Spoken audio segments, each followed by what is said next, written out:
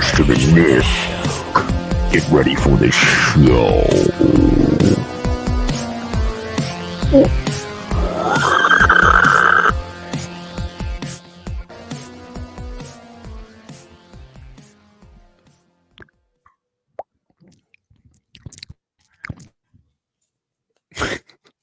Shit, I thought you were going to do the hey now. I was making noises.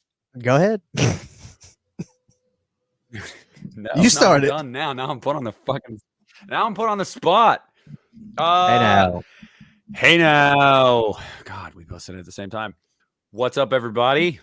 What are we up to? What's going on, Christian? What are we doing? Well, we basically cut a podcast just earlier. We talked for a while before we started. 45 minutes, yeah. But we're here. And the thing you said before we started was we'll probably let's talk about this for a second. I want to talk about the Scream 4 episode.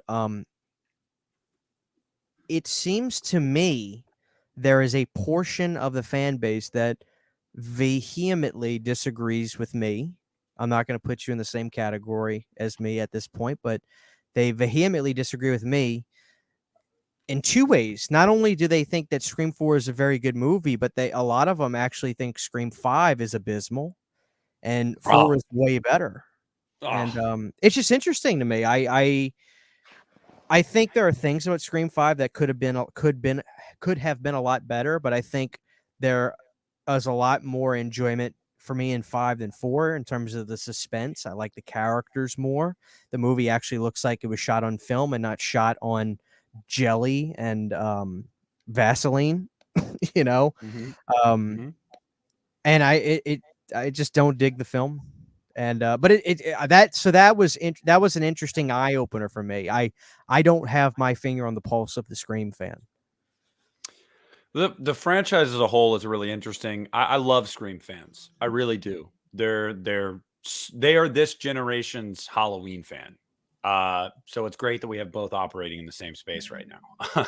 I'm kidding, but I'm not, because I genuinely love their passion. And the thing that I love the most about Scream fans, and I would consider myself one of them, is this different flavors for everyone. You know, like, we're going to watch Scream 3 tonight, and this is a big portion of the fan base's favorite movie. And then another big portion of that fan base loves Scream 5. And then another portion hates Scream 5. And it's like, but all of these people were brought together from that first movie that they all universally regard as incredible. And most of them agree that the second one is a damn good sequel. Right. And then, like, it's after 2 that, man, these 3 movies, they get people talking. So, like, I'm excited for 6 and what that's going to do to the fan base. I say that kind of tongue in cheek because we've already seen the start of it with the Nev Campbell stuff. There's been a lot of people that have had a lot to say. But yeah, no, I love the fan base. They're really interesting and they're really entertaining, but most importantly, they're super passionate about these movies. Well, what does the fan base say about 3 from your? Because I know one guy. I'm not going to say his channel name or his thing just because he never gave me approval for it. But I know one guy that fucking loves this movie. Specifically, he's a big Scream fan, loves this movie. There's 2 camps with this movie, it seems like. I have rarely, if ever, heard anybody say Scream 3 is a terrible movie. It's either one of 2 things. They say it's the weakest movie of the 5, but it's not terrible. Or you fall on the side of, I really, really like this movie. It's super fun, and I feel like it's underrated and underappreciated. And those are like the only 2 camps people fall into. But rarely will you find somebody that says, no, dude, Scream 3 is awful. Like, you really don't see that. That speaks to the consistency of this series. And by the way, I just want to say, I went and got the popcorn tub today and the cup, and that's all I was going to do right after work. I was just going to go buy these. I found one of the theaters near me that wasn't sold out, and I was like, I'll swing by after work and grab it. And when I walked in there, I saw what was playing at the time, and Missing was playing in 5 minutes, and I hadn't seen Missing yet.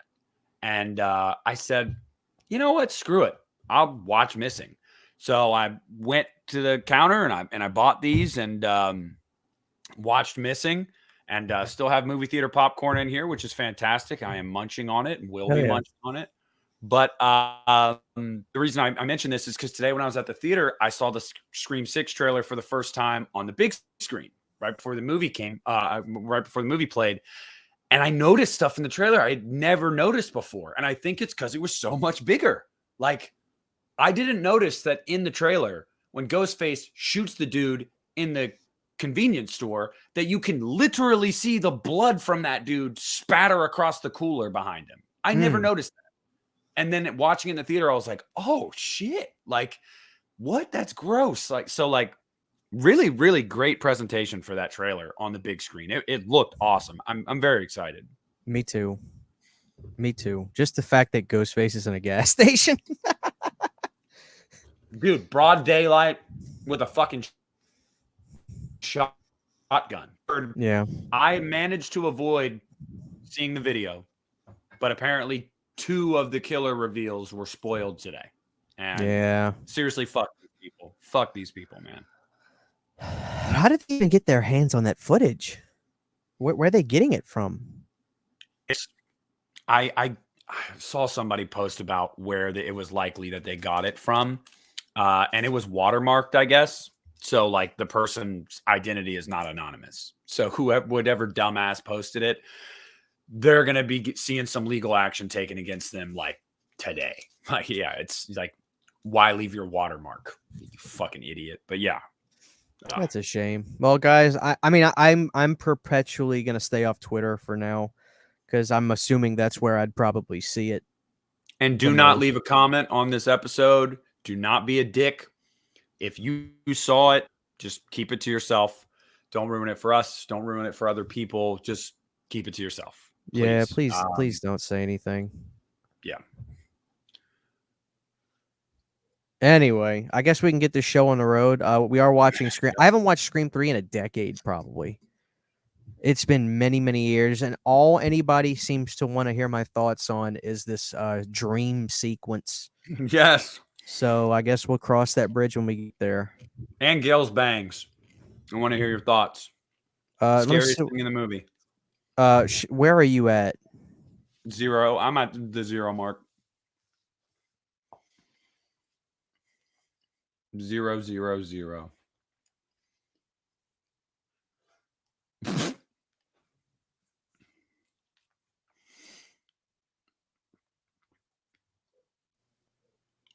All right, 1 second, Nick. I'm sorry.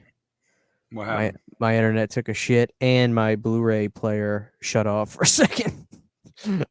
Okay, let me I'm getting there. I just sent you a picture too. Check that out when you get a chance. It made me laugh. We're still live, ladies and gentlemen. Yeah, we're still going. Did you see the picture? Like, come on, man. He would comment that. Yeah. I'm sorry, people. This is inside baseball right now. Okay, so yeah. Anyway, to fill the dead air, I haven't seen this movie in a long, long time, and I gotta skip the. I gotta.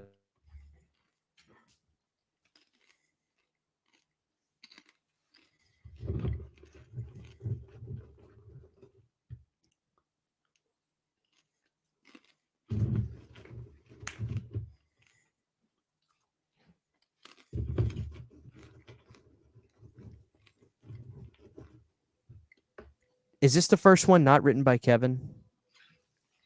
Yes. Really? By the way, your internet just took another shit for like 15 seconds. Okay, well that's not good. Couldn't hear you or see, and you weren't moving or anything. Okay, well hopefully I'm good now. Let me You got to tell Sydney to stop watching all that porn. I can't get her to stop that. Okay, I'm at the Dimension logo. Okay, let me. Is it the whole logo? It basically the N is at the end of the side of the screen. All right, I'm ready when you are. 5, 4, 3, 2, 1. Let her rip. All right. This is Scream 3, people. If you're taking this journey with us, let me turn that shit down. God damn. Hollyweird.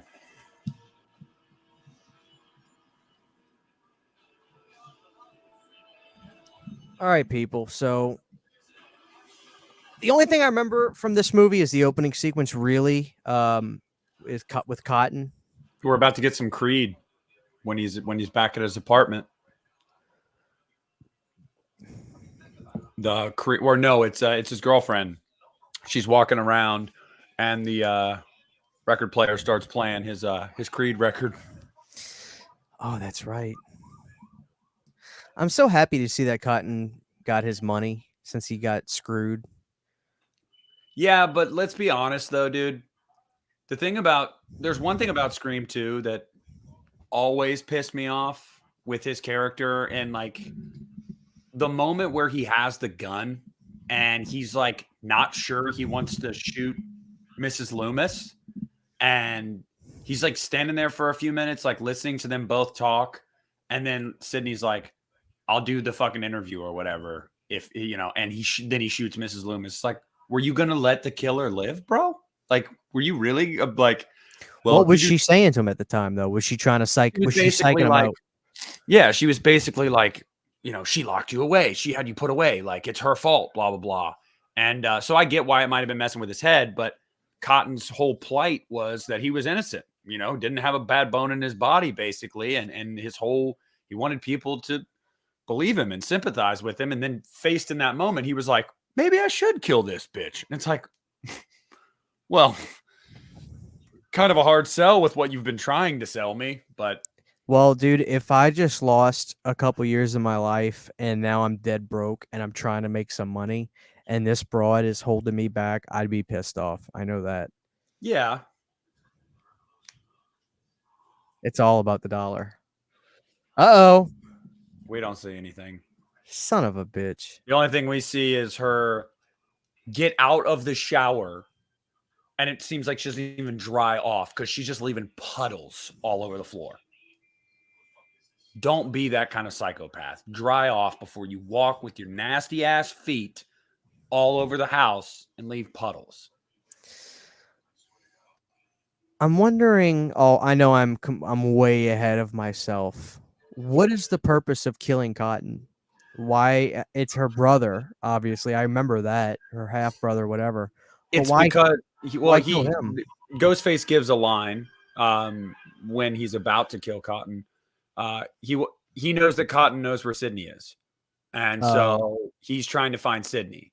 So he's basically, I genuinely believe that his girlfriend and Cotton would not have died if he would have just told him where Sydney was on the phone. I believe Ghostface would have left the house because Ghostface gives him another chance too later on and says, like, I'm going to ask you one more time, where's Sydney?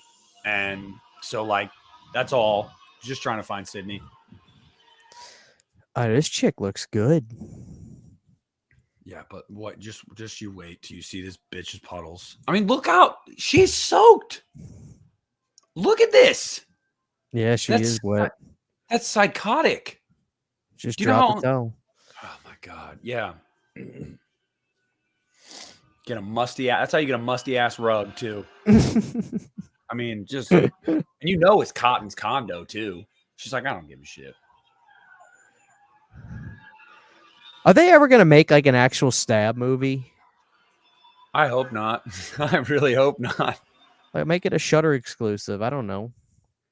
It's Stab is just like the extreme. That's extreme. Well, that's extreme meta, right? Now we're making a movie, an actual movie from the movie. There's the Creed. She's dripping. That's what I'm saying. God damn. Now she's walking on her tippy toes. The funniest part is, right before this scene too, it probably had to be like, all right, put your feet in the water and action. Like, I like these low angles, man. We have to remind everyone you just took a shower. I wonder if it's awkward, like when you're Wes Craven and at this point in his life, he's in his mid to late 50s, I think, 2000. Does he have to like? Are we got to get the camera low and get a nice shot so we can see her legs and everything? And like, he's got Yeah, to be having these. I just wonder if that shit's awkward. You know what I mean? Like, I I wonder if feel that like shit is awkward. I truthfully, I think in his case, probably no, because he's been directing for so long. Um, it's like, what hasn't Wes seen at this point, or asked an actor or actress to do? You know what I mean? Like, but for some, yeah, I'm sure it definitely All is. right, Because is it my imagination or is Ghostface's costume have like speckles on yeah, it? so like it's a little sparkly. Like, cause I'll see costumes at Walmart and shit and Spirit Halloween, and they never look like that. So whatever that costume is, like the real thing, must be a much nicer fabric or whatever. Cause that looks really nice, and it's speckly. It's like Hmm. shimmery. Yep. No, you're Oh not wrong. shit! Yeah. God damn! Come on, Cotton, Also, get your ass home, Cotton. You son of a bitch. also one thing about this movie too. By the way, very impressive. He got there. He in downtown LA traffic too. He didn't give a shit. No, Like he's he hauling was, it. He's Cotton yeah, Weary, dude. He can do what he wants. I know. But one thing I really like about this movie, and I've always really liked about it, is the one killer. I think that is unique, obviously, to this series because it's the only movie that's had one killer. Right. Yeah, I really dig that. Well, that's something I can appreciate because you know what I would do if I was making a Scream movie, Nick? You may not agree with this. The audience may not agree with this. I would take the list of the things that genuinely happen in Scream films. Scream 5, I'll give it credit. It did the opposite, where somebody dies in the opening, right? I would let's say Scream 5 didn't happen, so I can null and void that. I would say, okay, opening sequence, really exciting. Somebody gets killed. Blah blah blah. The meat of this movie can stay the same, I guess, in a sense. It's a mystery. It has to be a mystery on who's the killer. Um, there's two killers, and there's usually a long monologue at the end. I would reverse or do something totally different in those scenarios that are typically the same. I would flip that all on its head because when it's the same thing over and over again, like that's the thing to me about these movies. I agree, they're all so well made. This isn't cookie cutter shit. It's not. But to me, it's always going to seem a little bit oxymoronic that this movie Scream that was supposed to do all this stuff, it changed everything, flipped everything on its ass. And then the sequels kind of do the same thing. Yeah. No, And that's I hear you. and that could be personal taste on my end. I'm not saying that makes these movies bad. Oh shit! Beat his ass. Cotton's about to get his ass whooped.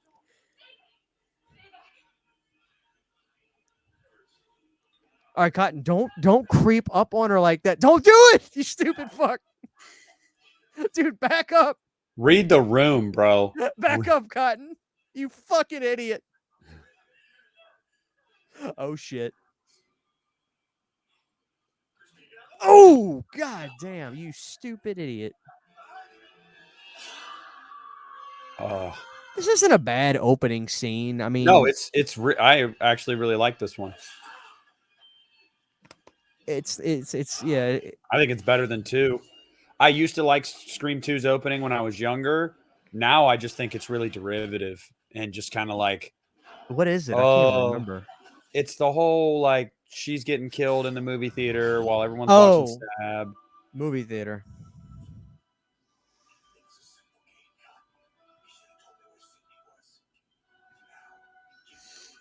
No, Also, not Cotton. so many people are upset. I've always been upset about the voice changer in this movie, saying, "Oh, we didn't have that kind of technology in 2000." I don't give a shit. It's awesome. It's like that's awesome. I love that. Like I love the voice changer. I think the coolest use of it is in Scream 5 when it's literally built into the freaking hood, like the scene where Ghostface is following Tara down the hallway in the Right. hospital, and you see the red light turn on. That is so awesome. I like Like, yeah, that too. Okay, so Nev or what's her character's name? I can't remember. Sydney, my fucking wife's name. She's got private property. She's got a nice house, and she's a telemarketer for like what the hell is this broad No, doing for a living? she works at a suicide hotline. Jesus Christ! All the shit she's Or been no, through, she can't get. it's like a women's crisis hotline. Yeah. That's what she does for a living. She can't give Yeah. herself a break emotionally. I mean, Jesus Well, Christ. I hear you, but at the same time, I will say for somebody that has been through and overcome so much, it's probably therapeutic to try to help people get through their own struggles. Maybe Like, so. I guess I'm selfish emotionally, dude. If I've been through a bunch of shit like that, leave me the fuck alone. I don't oh, want to talk same. to you about your problems. Yeah. See, she got police on the speed dial. Look at the headset. What's that say? California Women's Crisis Counseling. Mm-hmm. Dude, I remember because I hadn't seen this movie in a long time. I thought she was like customer service for something. Yeah. Customer service, I can help you. She goes by Laura, I think, now. Well, they must pay pretty good, dude. Look at the pad she's got. Yeah, but also, she's gotten at this point in her life, she's gotten money. She did the Diane Sawyer interview with Cotton Weary. She Yeah. agreed to that after Scream 2. So, and I think I can't remember how much he said. It was like $1 million or something that they were going to get paid to do that. So, yeah, she doesn't even need to work. She probably just, does it to have something to do. Shit, you give me $1 million, I'm taking a few years off. I'll spend it wisely. Shove a rusty ass pipe up my ass for $1 million. You guys will never see me again. Yeah. I'll take my fat ass down to Florida and just I'm done with everything. All right, you guys heard that the $1 million instead of Hobgoblins 2 for $750, $1 million, and you'll get to see Christian put a rusty pipe up my his ass. Onlyfans.net.com, whatever. Yep. .net. .edu. Oh yeah, that'll be educational. All right, Dude, so these bangs, man, these bangs. I can't do it. It's just a shame because Courtney's hair looked fantastic in 2. I loved her kind of she kind of had like a what do you call it? Like a brindle look. She had black and brown, and this is Kid it's does kind wear of a baby doll. It's kind of funny now. Dude, anytime I watch this movie with my wife, she laughs every time she sees Gail. She audibly laughs, and I've called her out. I'm like, okay, like what? I can't with the hair. I just can't. It's so bad. And I'm like, I hear you. Yeah, I mean, I was a kid in 2000, but I'd like to think that if I saw a woman with hair like that, even then I would still be like, what the fuck? But Yeah. I don't know. I think Nev looks pretty damn good right here. She does. I always say like, oh, Nev was at her best, physically in this movie or this movie. I feel like she has just aged incredibly well. I think she still looks very good in Scream 5. Like, she's taking care of herself for sure. yeah.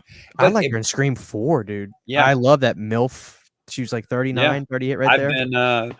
I've driven past this lot. This is actually just a lot in LA, like an actual, like, it's a real movie lot. Most of this movie was filmed in LA. So while I was there, I saw as many of these filming locations as I could because 1 and 2 were filmed in Northern California, and then 4 was filmed in Michigan. So, is that Lance Henriksen? yep. Oh my God, that's Roger Corman. Yep. The man. Mm-hmm. Look at this idiot. This is the killer. Look at this jackass. No, we don't know that, Christian. Lance Henriksen is in this. Lance Henriksen's the killer. And Roger fucking Corman. This is amazing.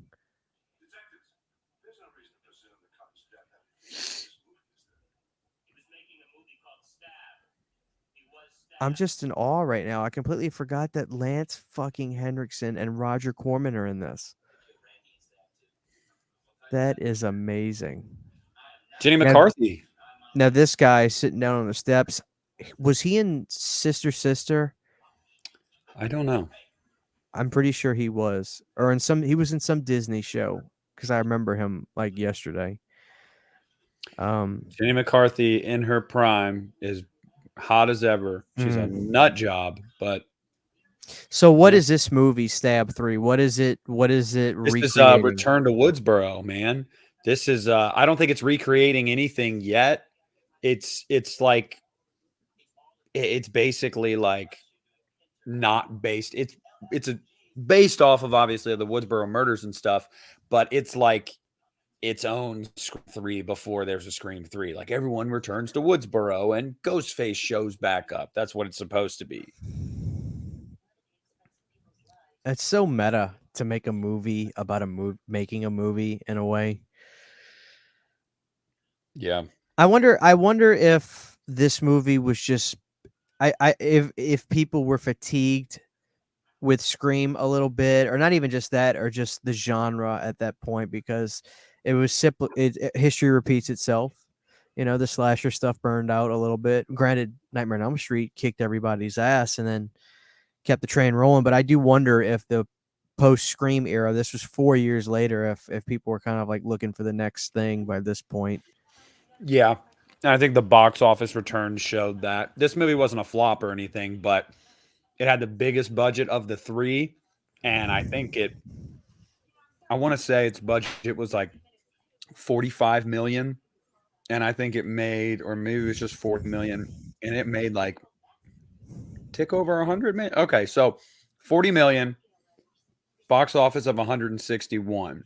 Uh huh. But you look at Scream 2 in comparison, budget of 24 million, 172 million, and then Scream. Uh, let's see.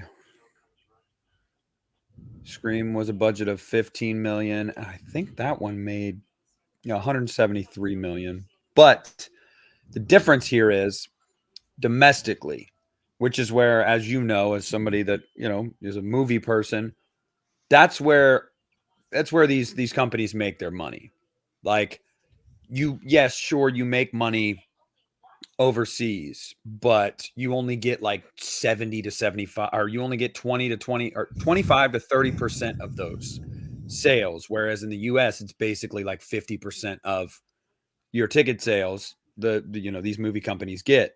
So when it comes to Scream 3, it only made 89 million in the US, which was the lowest of all three. And on top of that, Wow. uh it opened really big but didn't have huge legs. So Right. like it was kind of like, yeah, people were a little burnt out. Or they were starting to get burnt out. And then Scream 4 came out at the worst possible time. Like they put that fucker out in April, like right around Easter of 2011. Like what horror movies were people liking in 2011? People weren't going to the theater in 2011. Not just that, but like that was the era of Saw and Paranormal Activity. They hadn't seen Ghostface in a decade. And then you're Right. going to drop a new Scream movie fucking Easter weekend? Like what are you doing? And I don't even it didn't even make 100 million, I don't think. Scream should have came out in 2008. Scream 4, that is, should have came out in like 2008. It needed to be in the middle of the hype, which is why I think the fifth one was so successful, because it didn't wait too long. I mean, people were rocking and rolling with and granted, you know, that movie got pushed back too, but you know, the Halloween all that stuff swirled everything up, and Chucky was doing his TV show, and it was the right time, it felt like. So I was really happy to see, because there was a lot of naysayers that thought Scream 5 was going to tank.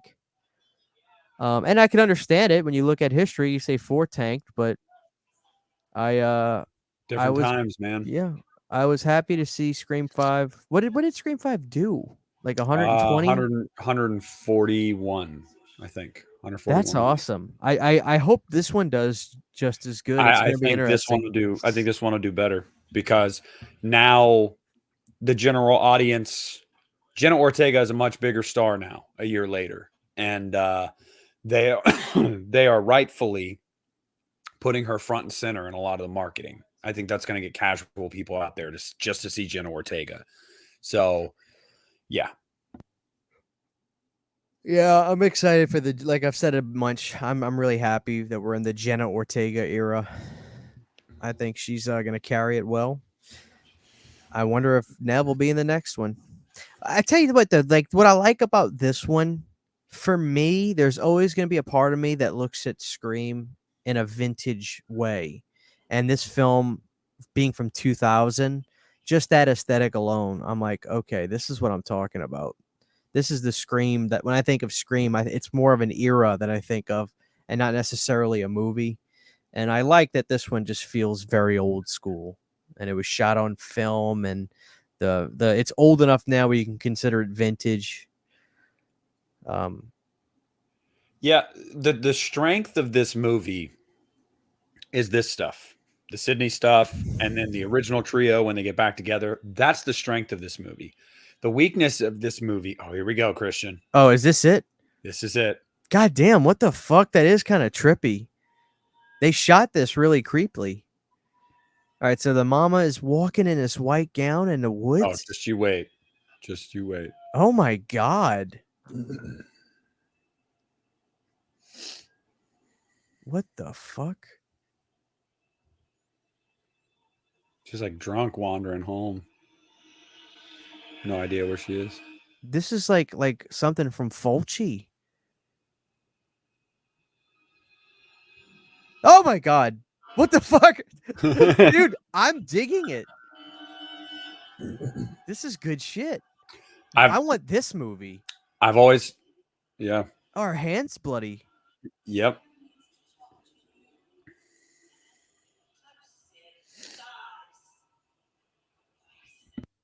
Yeah, this is like Fulci pasty makeup on her. I dig that. Yeah, I've always said it's effective. It just doesn't fit with Scream, you know? Like we haven't seen anything like that in Scream up to this point. So it's very out there, but it's I love it. creepy. Did she? Oh, okay. I was gonna say, did she just wake up? There we go. I dug the fuck out of that. I would have loved a movie where Sydney's fucking in and out of in and out of dreaming and shit. And I was thinking to myself, well, this is Wes Craven. Ghostface, Freddy versus Ghostface. Now, what if Ghostface took the mask off and Freddy? It was Freddy. It's Ghostface. Yeah. Now we got a movie. But now the downfall of this movie is when we spend too much time, in my opinion, focusing on these fake actors, you know, for the stab movie. Like I just don't care as much. Like they're nowhere near as interesting. But they're not bad. God damn. They're not bad. You know, Look like at that big ass green mask on the wall. I'm looking at something else big. Yeah. Oh, she looks good. Don't get me wrong. Yeah. I remember liking some of this stuff. Like there's some good suspense stuff I thought in the studio. A I lot guess of we'll people see. love Parker Posey. A lot of people love her. You'll have to. Who is this? Is Jenna? This is Jenna McCarthy. Yeah. Jenna McCarthy. Yeah, Jenny McCarthy. Yeah. you just have to remind me as we go through who's who. But I don't know. Also, we're gonna get to go back to the main location for Halloween H in the third act of this movie where they shot H2O. Oh no shit. Yeah, Hillcrest Academy. You'll recognize it as soon as we get there. You'll be like, "Oh shit, that's H2O." Yep. I can't get over that ghost scene. I actually really liked it. I'm not bullshitting. Because people were most people said it to me as a joke, like they didn't like it. They said it was LOL the ghost scene. And I was thinking it was gonna be shitty. I thought it was good. Maybe I'm wrong. I don't know. I agree. I think it's good. It's just super out of place for Scream, but it's good. I like it.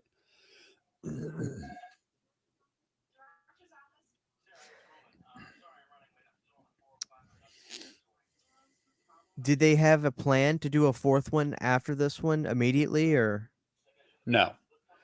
I don't know if this was always going to be the last one. I believe Kevin Williamson had said that like he had another trilogy in mind, but they didn't have anything like top of mind. Right. This one was going to come out, and they were going to let it sit for a little bit before they did anything. But they did want to do more. They did not want to take a decade to do more. That was because of I don't know where horror was and the diminishing returns at the box office and stuff like that. They kind of took a break. Also, I think Courtney and definitely Courtney had a lot going on. You know, like she was a pretty big star at the time, and even Nev and her right, and David Arquette was doing a lot of things too. So it was just kind of like, let's take a break from Scream. We don't want our whole career to be Scream. Well, what did Miramax do after this for horror and Dimension? Were they doing Oh, any? dude, the early 2000s were the doldrums, man. They sucked. It was awful. It was just like the early 90s. I mean, you remember, like, you can't really name many horror movies that are memorable that came out between 2000 and 2005. Like, there just aren't many. Now, you have, like, Texas Chainsaw Massacre 03, but, like, there aren't many. It wasn't until, like, 05, 06 when horror started to Well, kind I'm of trying. pick Let me itself think back about. in. Let me think about that. Between 2000 and 2005, um, Jeepers Creepers, Freddy versus Yep. Jason, Final Destination. Saw, Final Destination. Well, Saw came out at the end of 2004. So that's what I'm saying. Like, coming right up then. But you've got Dracula 2000, Ginger Snaps, Blair Witch 2, um, But Urban in Legends terms of, Final Cut, dude, I hate that movie. Oh, this is this. Look Leprechaun at in the Hood. I love this. This is good shit to me. This is a scene I would be like, oh yeah, that's genius. Have a room where it's a bunch of ghost faces in suits, and she doesn't know which one's real. I guess it's just a shame that it's an actress that's playing an actress, Yeah. and it's just like, how do I No, really get to? it's a good setup. It's a good scene. Like I said, there's a lot of good stuff in this movie. It's not a bad movie. It really isn't.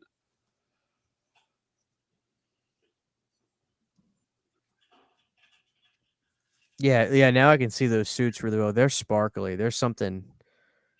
There's something. Those are nice costumes. That's not the shit you can get at the store.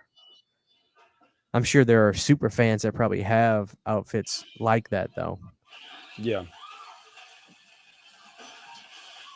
Kill that broad, dude. There's the prop knife she grabbed. It's all rubbery. Stupid bitch. Oh shit.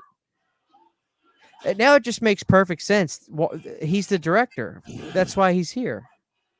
You know, it's like he's got access to all this shit. Oh, punched her in the face. When are they ever going to do a ghost face that just use like? Because when I was a little kid, I remember green ghost face masks, red ghost face masks. When are they ever going to just do that in one of the movies just to shake it up? Like, let Ghostface have a red fucking mask or a Well, green one. when we get Ghostface at Christmas time, for sure.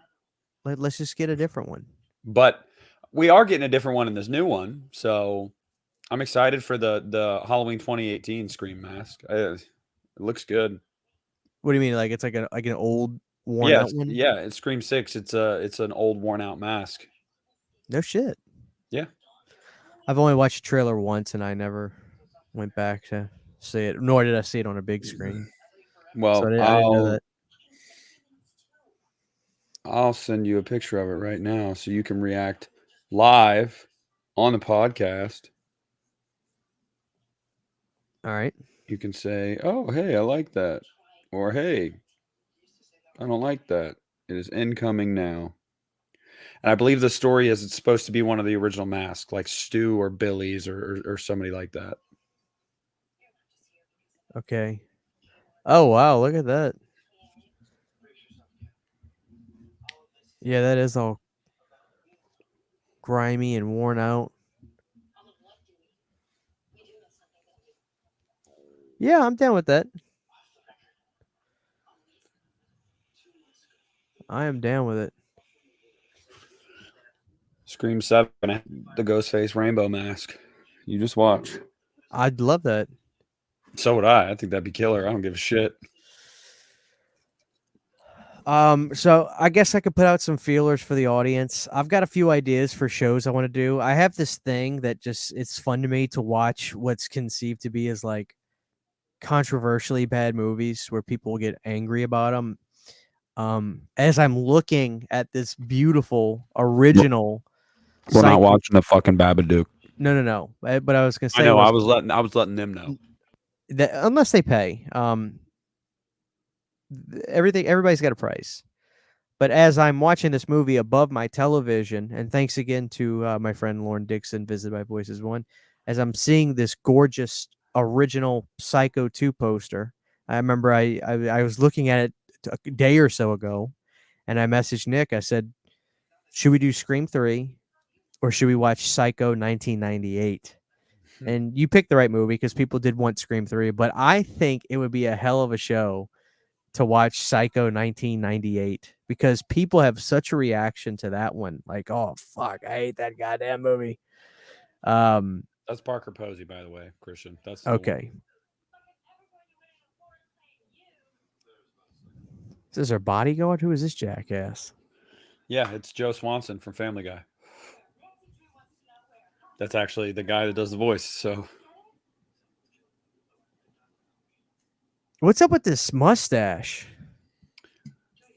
he's a porn star, man. I mean, I don't remember people in 2000 having mustaches. Besides, like old people, like my grandpa. Yeah, Who still well, has one. Dewey's a weird guy.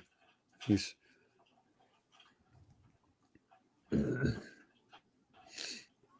Jesus Christ, what the fuck was that?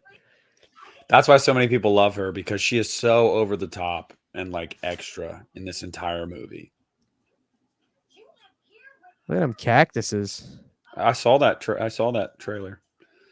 That this filming location is in the Hollywood Hills, right by the Hollywood sign, and it's a ranch where they filmed like hundreds of movies over the years, and that Airstream trailer is still there. But in order to get to the ranch, you have to hike through the Hollywood Hills.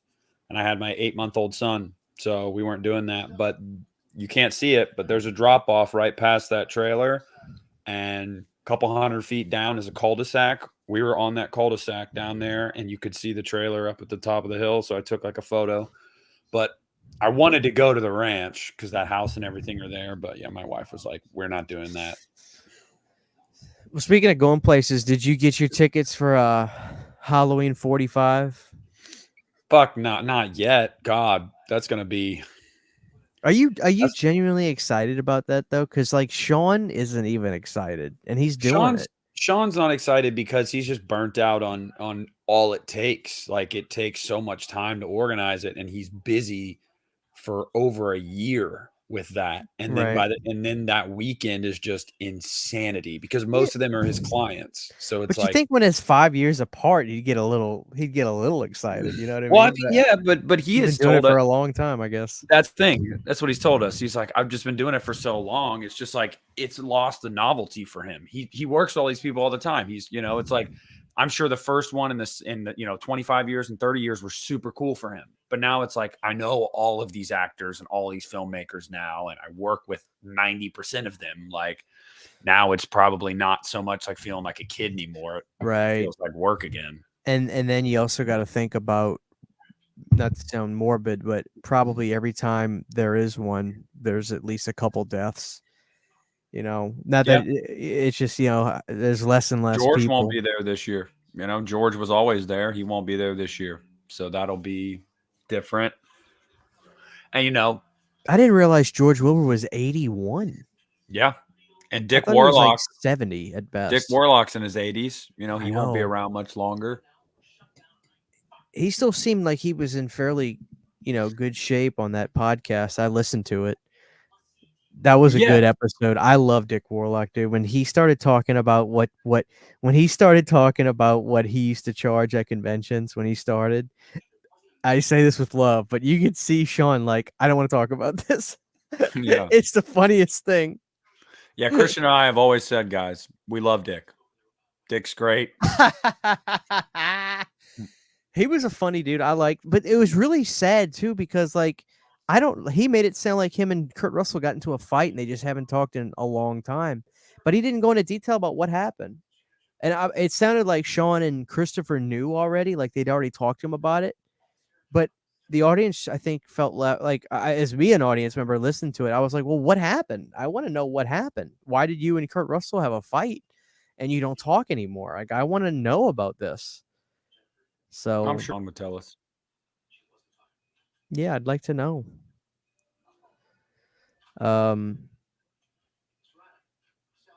But anyway.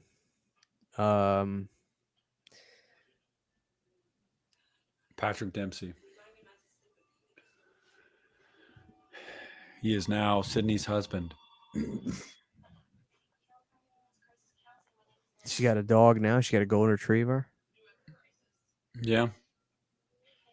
That's Sunday from Halloween 4. I wonder what her work hours are. Can she come and go as she pleases? Usually those jobs are like that. It's a 24-hour like hotline and stuff. So maybe she has to meet a certain hour quota every week or every day, but she can do that on her own time. I'd honestly love to have a job like that. Work from home and make your own schedule. If, say, you got to meet a 5-hour quota every day or whatever it might be, all right, I'll wake up at noon. I'll fucking call in the afternoon and just work through the afternoon. You could sleep in all the time, stay up late. Like, yeah, that'd be awesome. I wonder if I would be good at that job.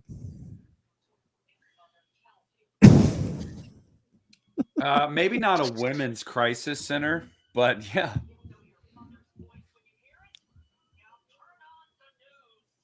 Oh man, why'd you change the channel? Well, it was like worms in the grass. I want to watch that. Mm-hmm. Yeah, no. The thing with Nev too is with this movie, they only had her for like a week or something like that because of her schedule. So, like, that's why she doesn't enter into the fold like with the three of them until like the second half of the movie because she was busy. They didn't have her a lot. There was actually a question of if she was going to come back near the beginning of the process because of her schedule and whatnot, but they made it work. So, and I'm glad. It's going to be different with Scream 6 not having her. It's definitely, I don't know.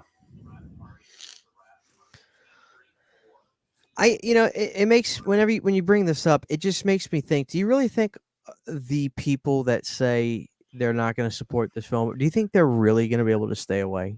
No, hell no. Because they're going to want to go to see if Gail dies or to see if Stu comes back or whatever it might be.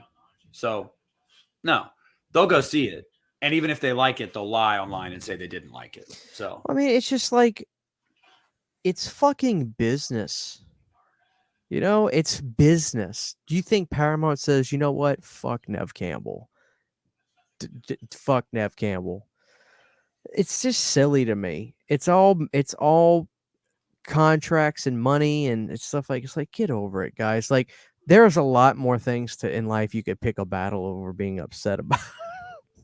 yeah. No, let me be upset about Nev as she doesn't do Scream 6 and probably make over $100,000 in a weekend at a convention signing autographs.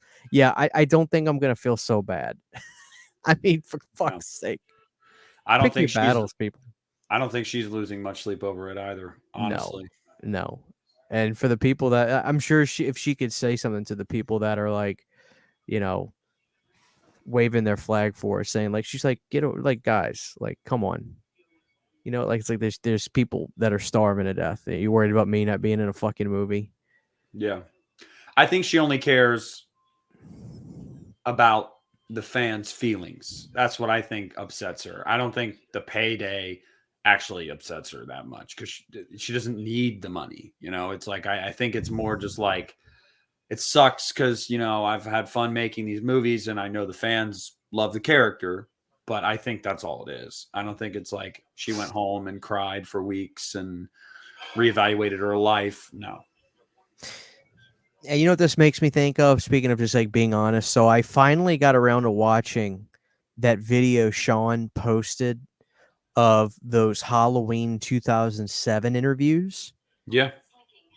And I have such an even more newfound respect for Malcolm McDowell, not just because of his movies he's done. Clockwork Orange is just one of the greatest things I've ever seen, but the fact that he was the only one that did not give a fuck. And Sean says, "No, you were part of the reshoots. What are your thoughts on those?" And Malcolm says, "Ridiculous. It wasn't necessary. I liked what we did the first time, but I'm here to do a job. I'm just going to do it."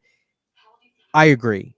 I love the director's cut of the ending of Rob's movie. I do. And I'm not saying I dislike the theatrical cut either, but clearly that was done because the Weinsteins were like, we gotta, some people have to live so we can make another one. Yeah. And Malcolm was the only one with the stones to actually say, you know what?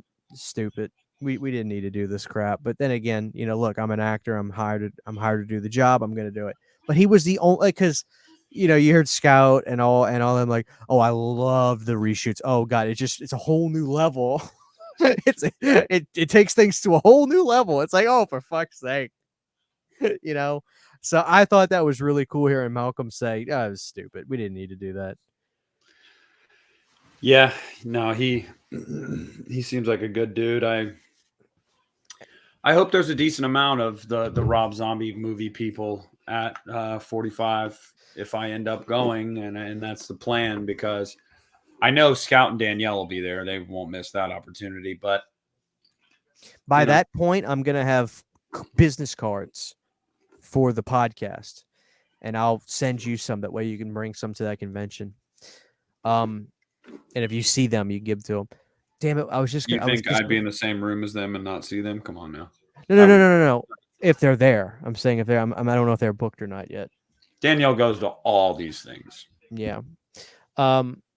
What was I gonna say? Oh. So did you see? I'm pretty sure you did because I think you shared it on your Instagram too. I want to be mad about it, but I'm just not going to because what's the point? It's really cool. We're getting 2 new releases of House of Thousand Corpses. There's this But no really 4K. cool. Yeah, I mean, like, there's that really cool bigger box version that has all kinds of cool additives and really cool carny artwork on it. And then there's a steelbook. And I was like, well, I got the steelbook a year or so ago. That's beautiful. It's House of Thousand Corpses, Devil's Rejects, and Three from Hell in a Yep. triple pack steelbook. I have it. It's beautiful. And I'm like, well, I'm not just gonna. I don't want because the first thing I saw was the steelbook, and I was like, at first I was like, awesome, they're doing a 4K steelbook. This is great. Finally. And then I saw it was just a Blu-ray, and I'm like, oh fuck, I don't want that. I don't need it. I like the artwork on the previous steelbook anyway. But then I saw that there's that really nice release with all kinds of cool extras and cards and really cool carny artwork on it. Then I was like, oh, okay, cool. I'll get that for sure. So I just wonder why not a 4K. I really don't get it. I really don't get it. I mean, if any movie could just be one of the best looking 4Ks you've ever seen, it'd be House. But I don't know. I wonder if It's Rob's just like, because he's not a 4K fan. He's not even a Blu-ray fan. You've probably heard him say, I watched Devil's Rejects on DVD. Don't even watch it on Blu-ray because it looks too good on Blu-ray. I've heard him say that in an interview.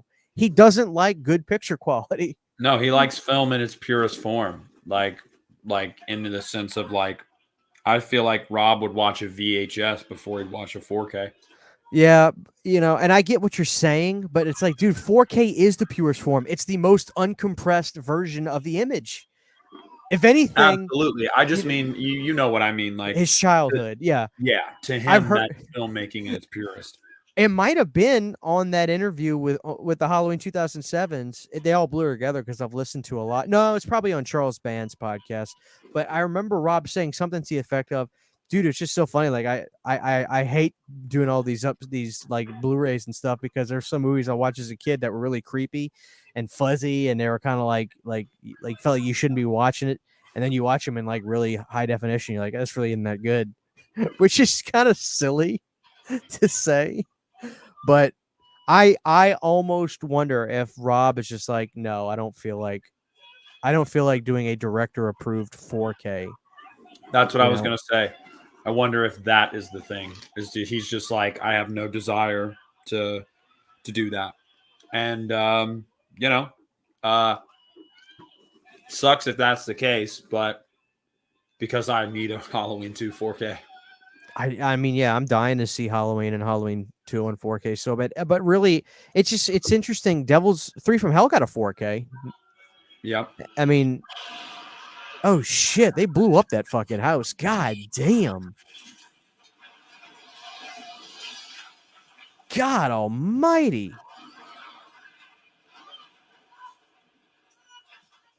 There's a pretty good sequence right there. I actually don't think this movie's that bad so far. Like I'm fine with it.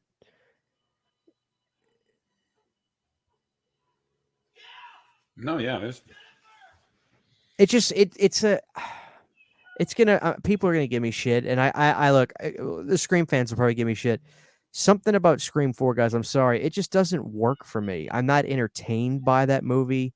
But like this has that classic vintage MTV vibe, and it's that alone just makes it more enjoyable to me than Scream 4. Maybe in another 10 years, I'll get away from Scream 4 and I can look back at it through a different lens, but this is more entertaining to me just on a that level. Just the fact that this is an older film, it's got a lot, it's connected to the first one a lot more. I just think the aesthetics a hell of a lot better. A hell of a lot better. without question. You know, I wouldn't even say that 4 has aesthetic. No, 4's aesthetic is is Vaseline. yeah, it's offensive. Like it's God, it's not easy to watch. To look at. I mean, it's just oh.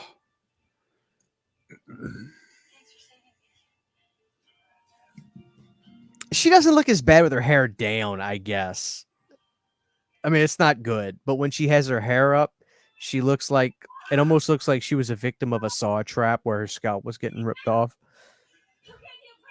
Remember that broad and Saw? Was that Saw 4 when That's that all device for starts that. ripping her? Yep.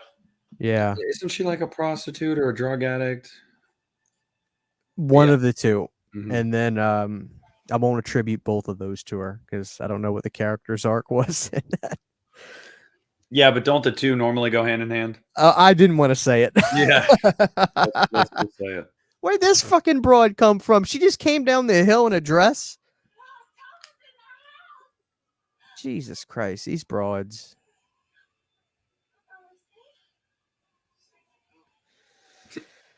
Oh, Jesus Christ. But yeah, I'm excited about House of 1,000. I'll get that nice collection of that. That'll be fun. Trying to think of what else I've got to look forward to. Oh, you know what's funny is Sydney's actually told me she's excited to see Scream. She said she saw the trailer, just happened to see it. She didn't want to see 5. I say that she just when I went to the theater that night, I was like, "Hey, I'm going to see Scream 5. Do you want to go?" And she's like, "Nah, I'll just wait till you buy it. I don't feel like going to the theater." Which I think she really just doesn't like going to the theater anymore, to be honest with you. I love the theater. I love it so much. Like, yeah, people are like, well, like popcorn and stuff and all that. Like, it's expensive. It always has been. And, that's part of the experience. I will also say, you ain't gonna find better popcorn than movie theater popcorn. You're just not. Do you have recliner chairs at your Oh theater? yeah, reclining chairs. See, dude, Oh yeah. that's the thing. Our theater. I mean, if I don't drive, like, I'll never forget. I was like, Sydney, this is a stupid question. She's like, what? I was like, I'm gonna go see Jeepers Creepers Reborn. She said no immediately. But when we do go to the theater, she refuses, 1,000% refuses to even go to our local theater. I've told the story 1,000 times. It's the shittiest theater in America. They have a Green Lantern banner up on the roof from 2011, and they've never taken it down. It's that shitty of a theater. It is lawn chairs in there. It's not recliners. There's nothing automated about them. There's nowhere for you to prop your feet up. It is the most out of date, shittiest theater in the world. And unless it's a Tom Cruise movie, it's either if If the movie doesn't have people wearing spandex and flying around and saying shitty dialogue, no offense, then that theater doesn't even get it. So they'll get Scream 6, but I guarantee you, if Sydney wants to go, which is what she told me, because she loved Wednesday too, and so now she's like, "Oh, Jenna Ortega, isn't it? I'll go check it out." I was like, "Well, Sydney, Jenna was in 5." She goes, I didn't care then," which I think a lot of people probably didn't care then.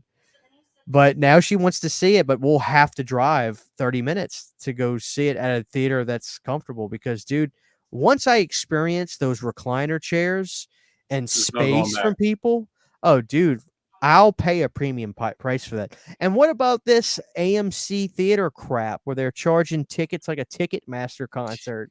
Yeah, Like, what are they doing, man? it's I've gotten into it a little bit, before. I'll just say it's a really dumb business model because it's just going to deter people from coming to the theater. And when theaters are trying to, really make the comeback now, and they're doing well now, why do this? Because it's only going to hurt your business. But really, it just seems kind of classist.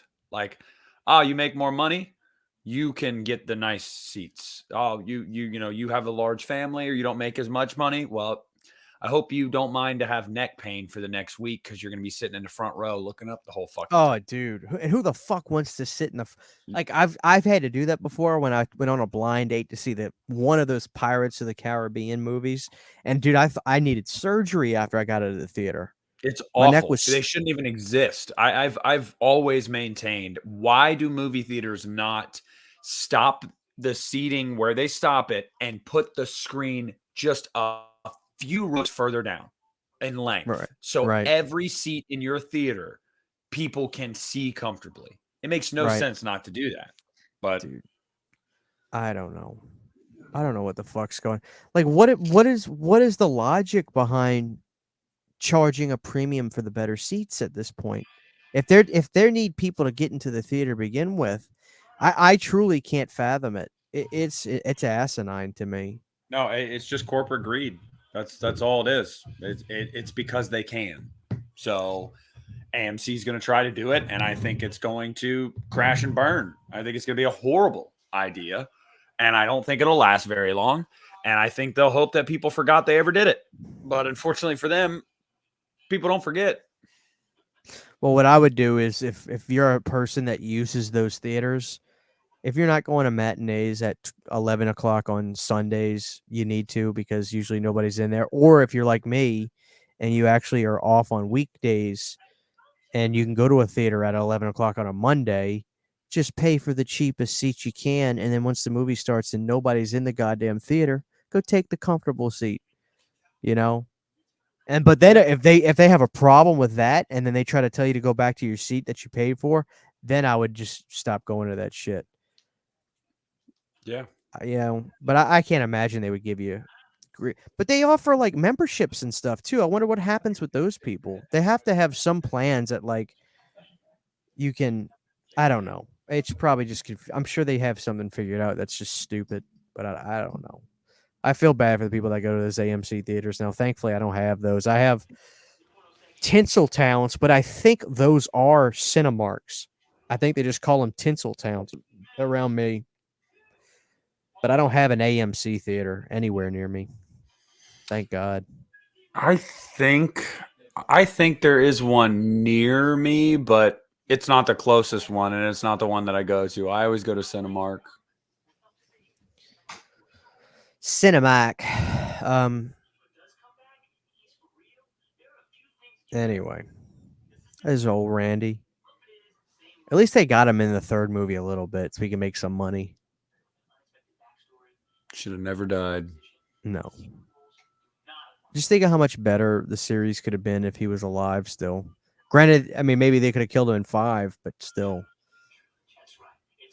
I always thought that maybe he should have ended up with Sydney because he started in 2. He started looking cooler. Got that little bit of that goatee. You know, Yeah. I could have seen them together. And look at the way she's watching him on TV. She's digging him. She misses him. You're gonna tell me the guy she was with was her type? It was so asinine. And two, that guy was not her type. Zero chance. Jerry O'Connell. Zero chance. Less than zero. Now, this broad, the one with the kind of like the braids on the top of her hair, she's also from some Disney show I used to watch. She's also in Hostel Part 2 when she gets hung upside down from a bath and gets slit open with a scythe. She does. Hostels, man. We got to watch one of those soon. I love Hostel, especially the first one. The first one's where that Asian broad gets her eye, like the end of the movie, she's got her eye hanging out. Like, that's fucking amazing. Yep.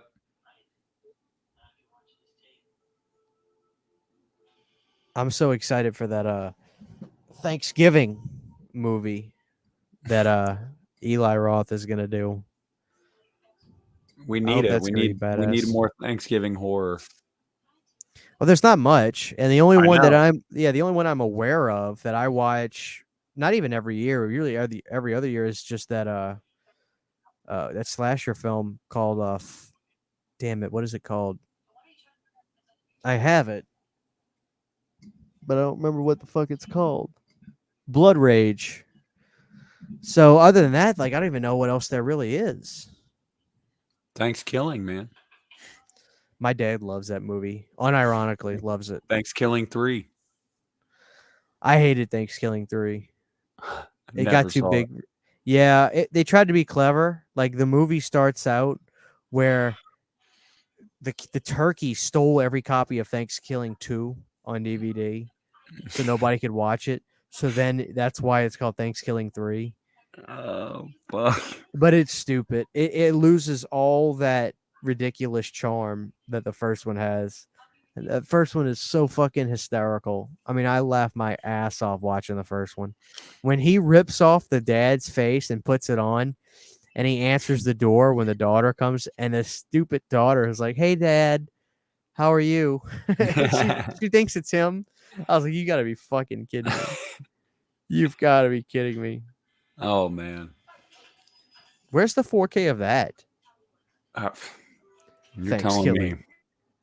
5-disc set. Thanksgiving 4K UHD release. $68.99. On the 5K on the 5-disc set, they could give us the never before released Thanksgiving 2. They got a copy back from the turkey. Yeah.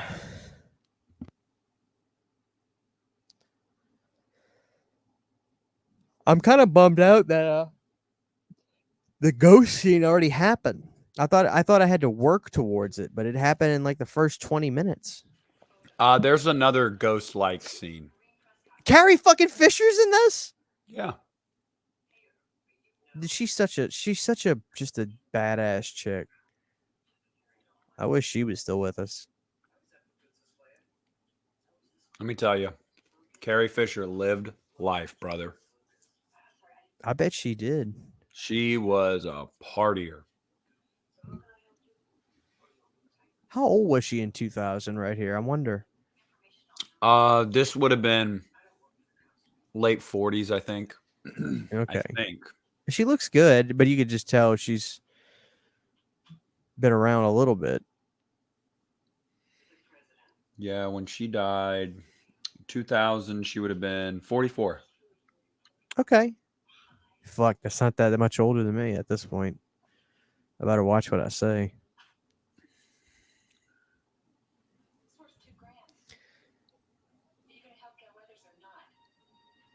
I've never seen her in a whole lot.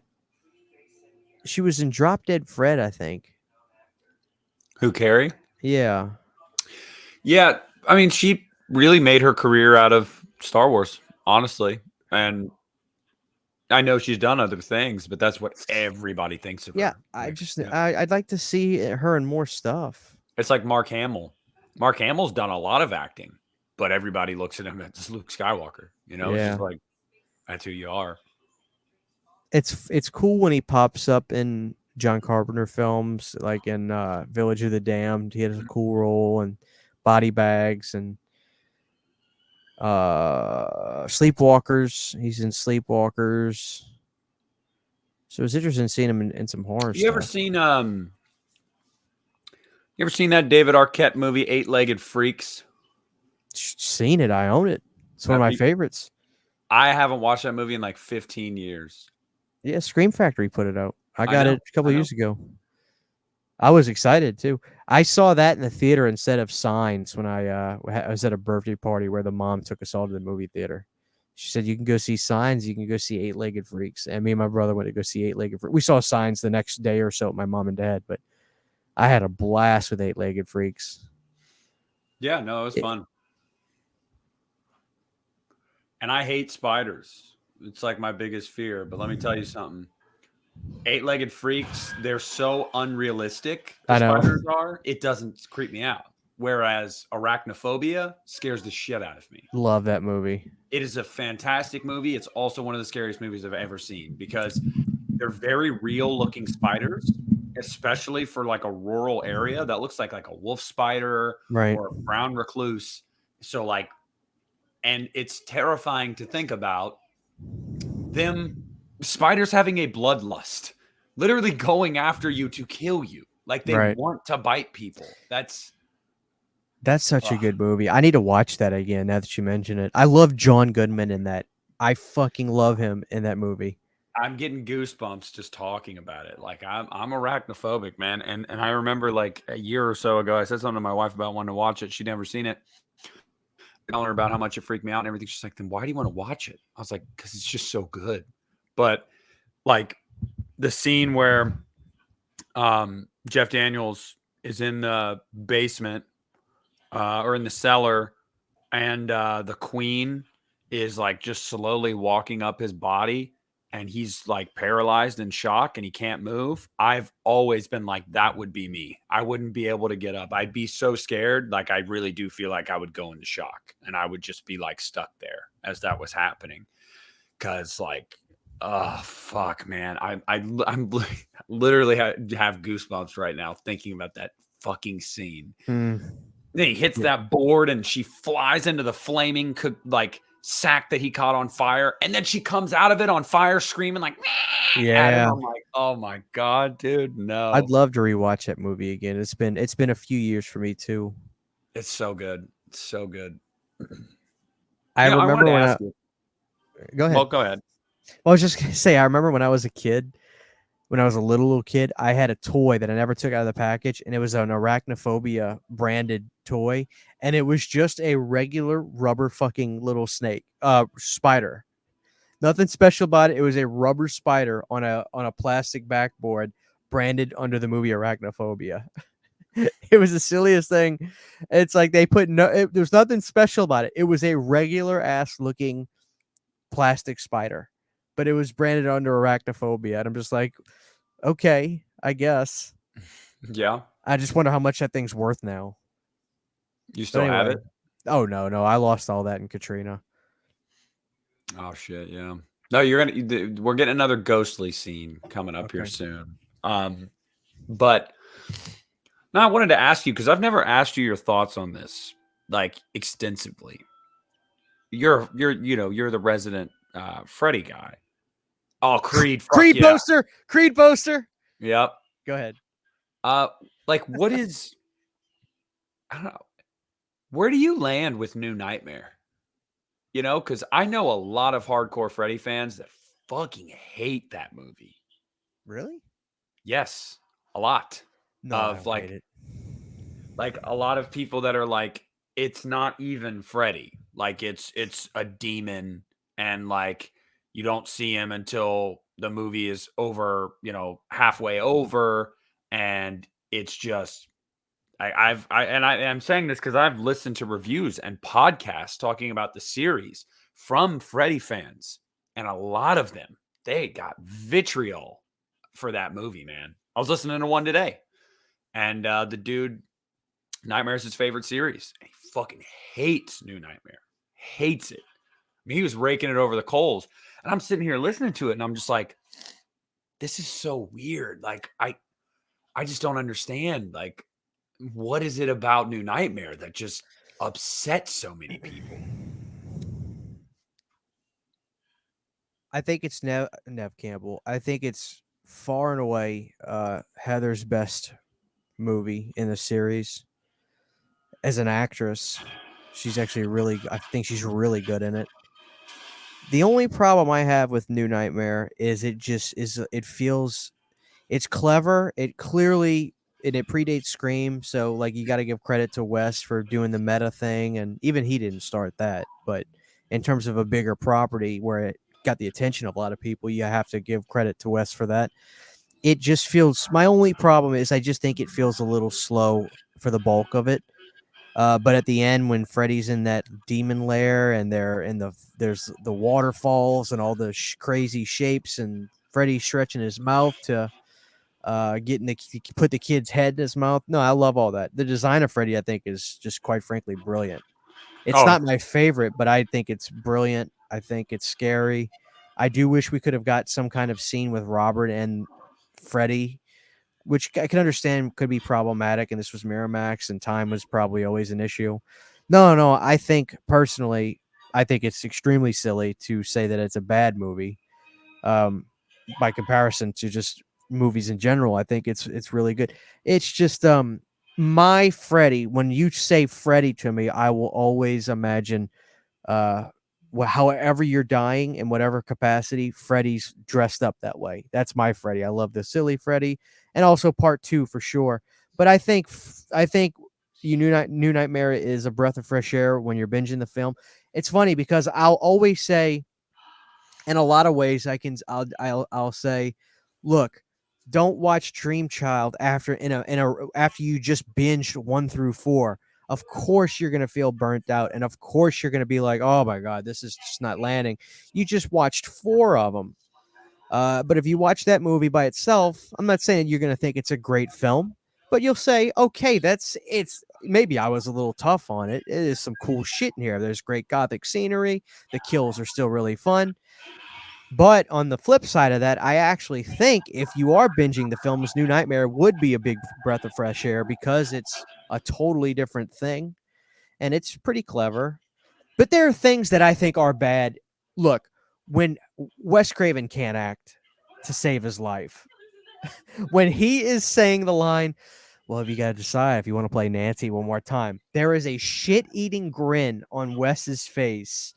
It's a nervous smile he has, and it's fucking hysterical to me. And that's just bad, but it's funny. But no, I think it's a damn good movie, and the critics agreed. The movie was praised, it got a lot of great reviews, but nobody gave a fuck when it came out.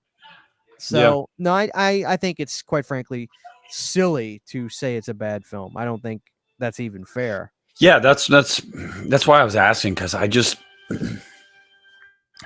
can't see it. Like I just can't see it. Like if it's not your Freddy, I totally get that. But like a bad movie, It, no. but even so, it's Robert Englund as Freddy, and that is still Robert Englund and That's that one of film. Robert's favorites, isn't it?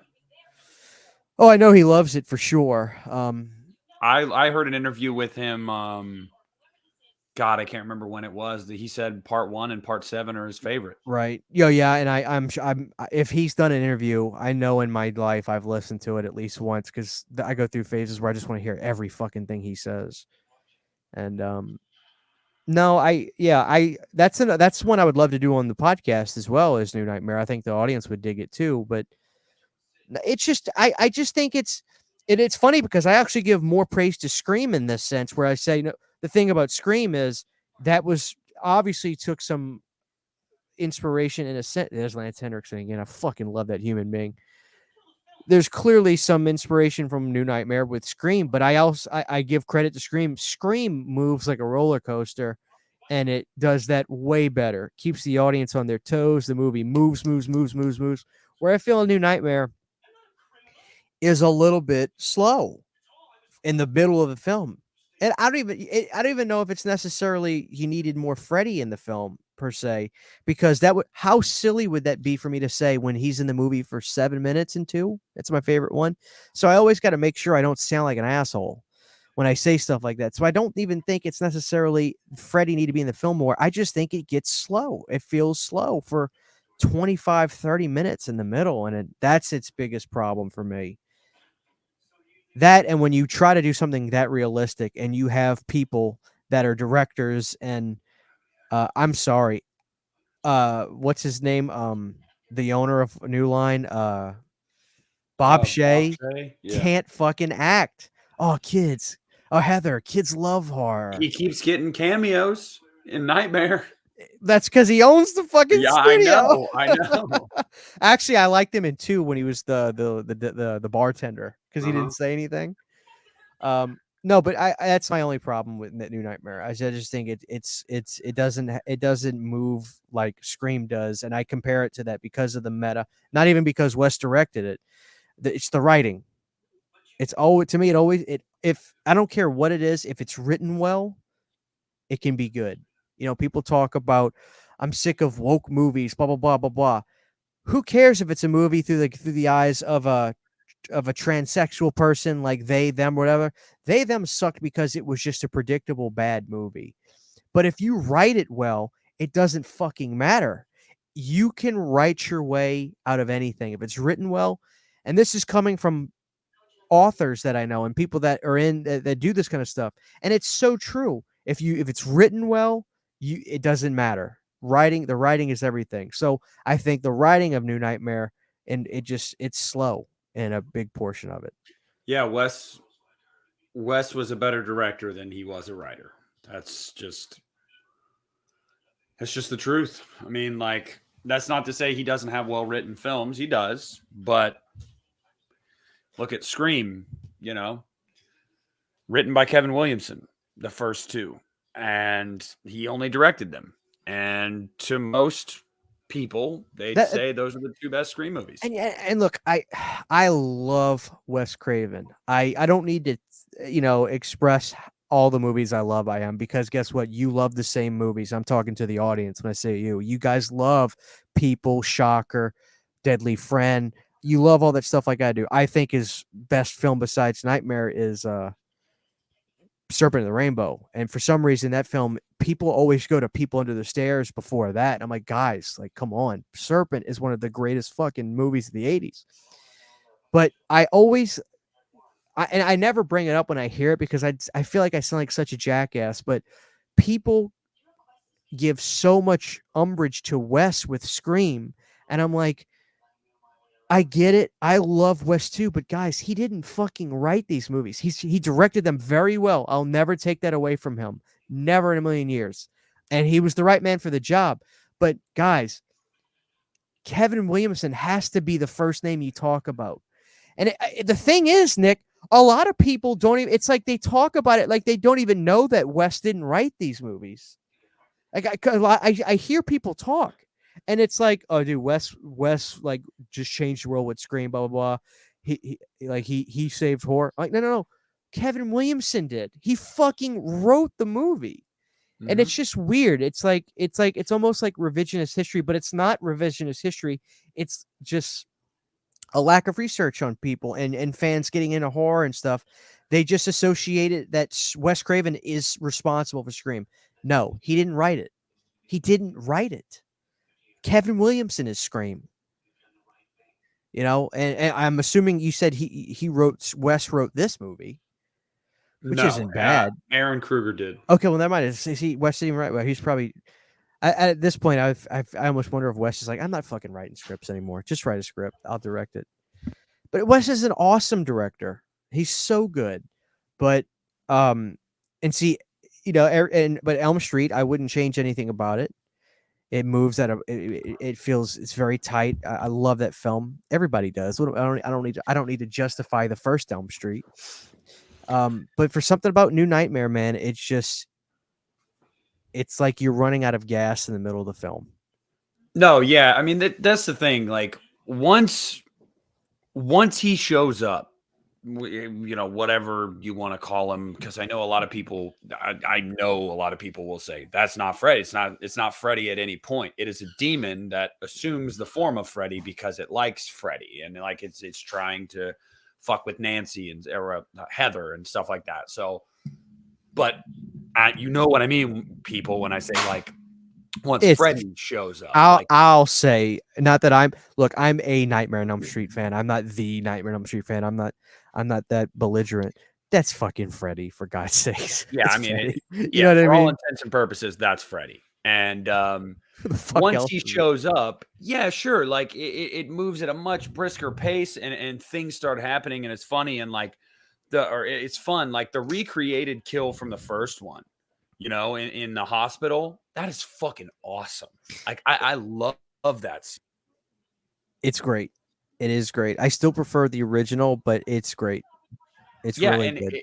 and on top of that too, I like the way he looks in Oh, that scene too, man. it's lovely. I love it. It's very Uncle Frank from Hellraiser esque. He's very Yeah. muscle tissue-ish and a little bit bigger. He's bulkier, which I'm assuming was mostly the suit because you see Robert in the film and he's still a very lean human being. I think I think the issue with New Nightmare, I love the meta-ness of it. I love that it was something different. It definitely was a breath of fresh air, whether it was, a breath of fresh air to you that smelled like air or smelled like a fart. Like, it was a breath of fresh air. The question was, I think the thing that would have just really nailed it for a lot of people, they could have accepted that it wasn't technically Freddy and all that kind of stuff had he just been in it more, I think. Or, like you said, well, in part 2, he's only in it for 7 minutes. You know what I mean? But we heard this argument when Halloween Ends came out. It's not about the time. It's about how they're utilized with that time.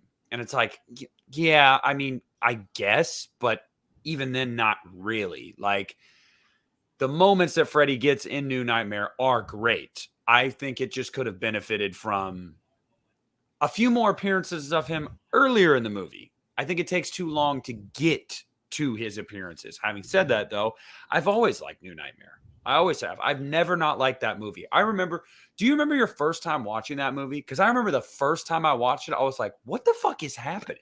Yeah, Like, I remember. I do remember, and it was that look, there was probably instances of me as a kid seeing it. There had to have been, because I do remember. I have this memory that seemed to be repressed, but I can vividly remember now being in summer vacation between like first and second grade in 1999 or 1998. I know it was the 90s still, because I remember Stone Cold had just won the world championship. I'll never forget that. He beat Shawn Michaels. So I think it was 98. But I remember seeing the intro to Freddy's Dead where the letters are hitting the screen, the do do do do do. And I remember that now. But with that being said, I'm sure I saw moments of New Nightmare as a kid. But I remember the first time I watched it, as I got into my latter teens where I really got into horror, I actually was like creeped out by the movie because I was like, oh shit, this is not a friendly guy. And I remember being like, oh, this is going to be, I was like kind of taken back, like, oh shit, this is going to be fucking good. And I remember really liking it when I saw it again in full consciousness, I guess you could say. I've never disliked that movie. It's not my favorite. no, but yeah, I remember when I first watched it, I agree. It definitely, I feel like, is pretty creepy. Like, the vibe, it's just a very dour kind of movie. It's very depressing. Um, and I think that's the point.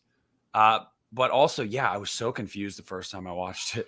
I was like, what is happening? They're calling her Heather, and like, Right. Freddy's not real? Like, what the fuck? Like, very confusing. There's a girl named Deandra that I know. I remember having a conversation with her about like this, and the way I remember it sounded like the way she described it is there's a couple type of Nightmare fan bases, and I didn't realize this because I love all of them, but there are the couple fan bases that there are 1, 3 a New Nightmare, then there are the 2, 4, and 5. Then there is Freddy's Dead fans, and then there is just the people who like the remake. So what was interesting to me when she brought that up, and it made sense that there's a sector of the Nightmare fan base that think the best ones are 1, 3, and New Nightmare. Dude, I'm an enigma then, because I'm a 2, 4. Well, you're smart because if anybody tells me 2 is not number, I'm kidding. I fucking love 2. No, but How people can deny 2 is besides me. well, my thing is like, It's so fucking scary. I'll tell you recently, man, over the past year, I've really struggled thinking I might like Dream Master better than Dream Warriors. And that is like But Master's so sacrilege. it's not though. It's not because the it's that is the height in some way of the series, dude, in terms of popularity, in terms of just intense. I mean, that movie is so. What's bad about the Dream Master? The soundtrack is fucking banging.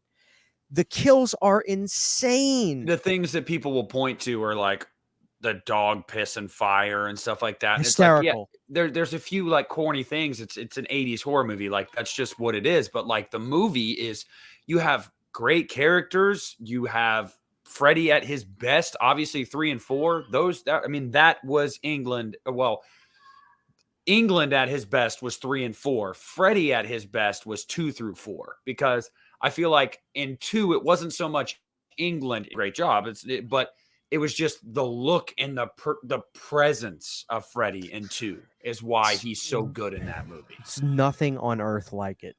No, and then in 3 and 4, he's obviously the hokier kind, but he's got the perfect mix of being creepy while also being hokey. But part 2 was less about the performance and more about how they used Freddy in that movie and how he looked in that movie and how it was just like, fuck, like that's just, I mean, He was. yeah. I've said this before, and maybe I'm trying to sound more clever than what it really is. But like I always said, to me, the real new nightmare is 2. That's the devil. If you want to call any of them the devil, I've said it 1,000 times. He's fucking doesn't give a fuck about these rules. This Freddy's taking this kid over. And by the way, Christian, I don't mean to interrupt you, but this Go is ahead. the hallway.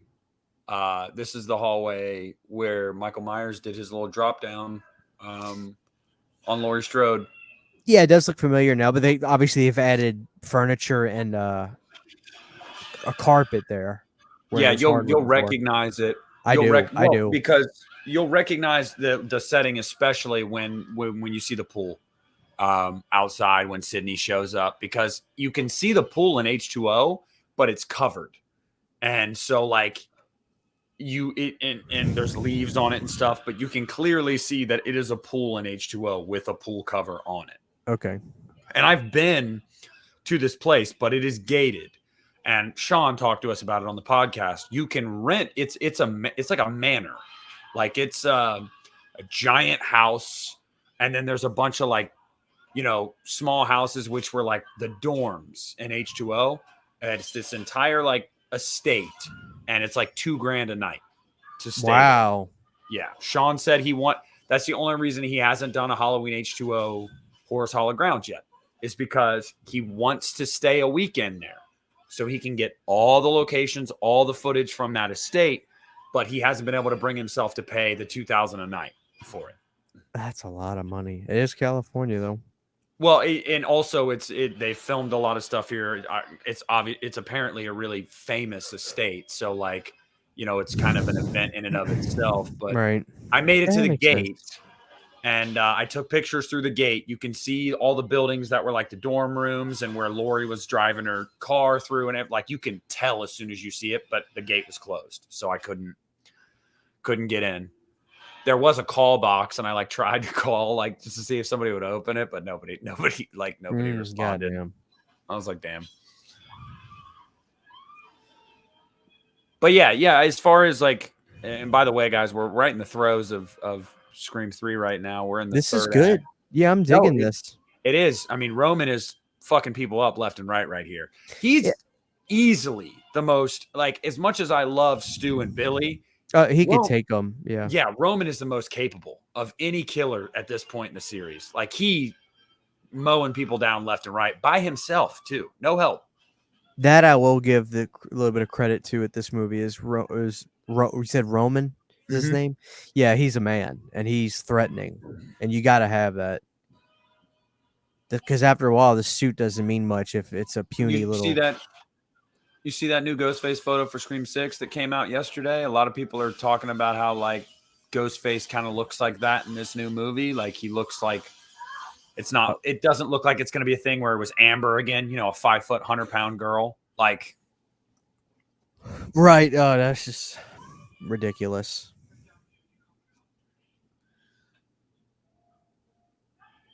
yeah, I don't know. And there's a thing that's one of the controversial things about this movie with the fan base is the perceived retcon that happens when it's like when Roman gives his monologue and a lot of people are like, oh, bullshit, this and that. I have never minded it. I actually think that it's the best killer reveal in the series personally. Like I think that his motivation is the best.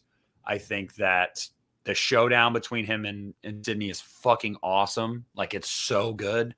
Yeah, I just think I think it's awesome. Well, you'll have to because I'm watching it with the volume really low. I have the subtitles on. Yeah, no, Excuse me. I'll go over it when we get there for sure. Yeah. But yeah, the one complaint that people have that I will agree with that does kind of like it doesn't make sense to me either is when she thought 10 minutes ago Roman was dead because he was in that coffin and she felt for a pulse and there was no pulse. She was like, "Oh my God, he's dead." Like he wasn't. Like, how did he not have a pulse? Like that is one that's kind of like you can't really explain that. Like, man. so if it were me, I would have just not had Courtney check the pulse. That just wouldn't have been. Oh my God, bloody dead body. Roman's dead. You know what I mean? Right. Because then you get people that nitpick it 20 years later. Like, well, she fucking felt for a pulse. Really quick before we get into the actual throes of that final scene, I know you said you watched the first half of You, which I've still got to start. Me and City have just been catching up on some other stuff. Have you watched Last of Us or any of that show? I have not, but I keep getting asked to watch it. Yeah, I was for sure I was gonna hate it, especially because it's some video game. Apparently, I've never played it, but it is phenomenal. It's really good, and it's like every episode has a very satisfying ending to each episode. Like each episode is contained still within the same grand scheme of a story, but every episode is so satisfying, and it's What I've really heard, really man. good. And people Yeah, have it's the told real me deal. like, you don't have to play the game to like it. Like, It's because true. that was another big hang up. I was like, well, I've never played the game. And everyone's been like, it doesn't matter. It's not required. And I was like, okay, well, I'm sure I'll get to it. Yeah. Yes. You season 4 is very different. Very different. It kind of turns the whole premise of the show on its head. And it's really ballsy. I really like it. I'm interested to hear what you think because I'm not going to spoil anything for you, but it's very different. Like it really is very different. And that's fine. I like different, but as long as it's entertaining, I'll say we're gonna start it ASAP. We might try to I'm get. not going to spoil it, but like just to give you an idea of why it's different. Like for once, Joe is actually the good guy. It's not him trying to convince you that he's the good guy. He kind of actually is the good guy. And that's really different territory. Little baby face turn. Yeah. Yeah. That's cool because to me, I always liked him. Even from season 1, I liked him because I don't know. He just has that way about him. It's like he there can was, do a heinous act and convince you that it was justified. he explains it. Yeah, yeah. That talk about a well written show. I mean, that sure as hell was. Yeah, but the trailer for part 2 came out today. And I watched it. It looks good. Avoid the trailer because obviously you haven't seen the first 5 episodes. I haven't seen. Yeah. I just hope Netflix gets their shit together. I mean, have you heard about the? I'm sure you have. I don't see how you couldn't have, but my parents use my Netflix, and I feel bad, but now they're gonna have to figure it out because they're implementing that bullshit Password sharing. Yeah. password sharing, and you have. Like, here's the thing. What if I want to watch Netflix on my phone on the go? and I'm not on Wi-Fi because they said something about like you have to something about not I don't know. It's somewhat confusing, I guess, for me still. I gotta look into it, but something about Wi-Fi and like you have to register your internet account with your Netflix account or something, and that's how it knows like if somebody else is using your account. I don't know. It sounds like they're just doing some stupid shit to just lose customers. Which, granted, they may say, "Well, it's not like those people are paying anyway that are sharing, so we may as well fuck them out of it." You know, Yeah, I guess. At this point, I don't think I share my Netflix with anyone. So like it, but I used to. So yeah, it's definitely gonna screw some people over. But I understand as a business why Netflix is doing it. You know, like they haven't really seen substantial growth in a while, and you know the streaming wars are a real thing. And there's a lot of really big streaming services right now, and Netflix lost a lot of money over last year specifically, and they believe a big way to deter or to curb that money loss moving forward is making people that are using their service pay for it. And right or wrong, I mean, I think it's shitty because they haven't up to this point. So it's just kind of like why, it's shitty of you to do that now. Um, but on a practical business level, I understand it. they need to do more horror. I'm serious because, dude, the world was watching those Fear Streets. The world was watching That's the those one thing they movies. don't do enough of, original horror. You've got a classic book line. It does well. They do 3, done. Like what's going on? Do more. You know, and then some of their best shows. I get it. I don't know. Actually, I don't know. I don't know if the Mindhunter show had low ratings because I think they said COVID kind of like just put the halt on them doing more another season, and then they just haven't resumed it. But like what's going on?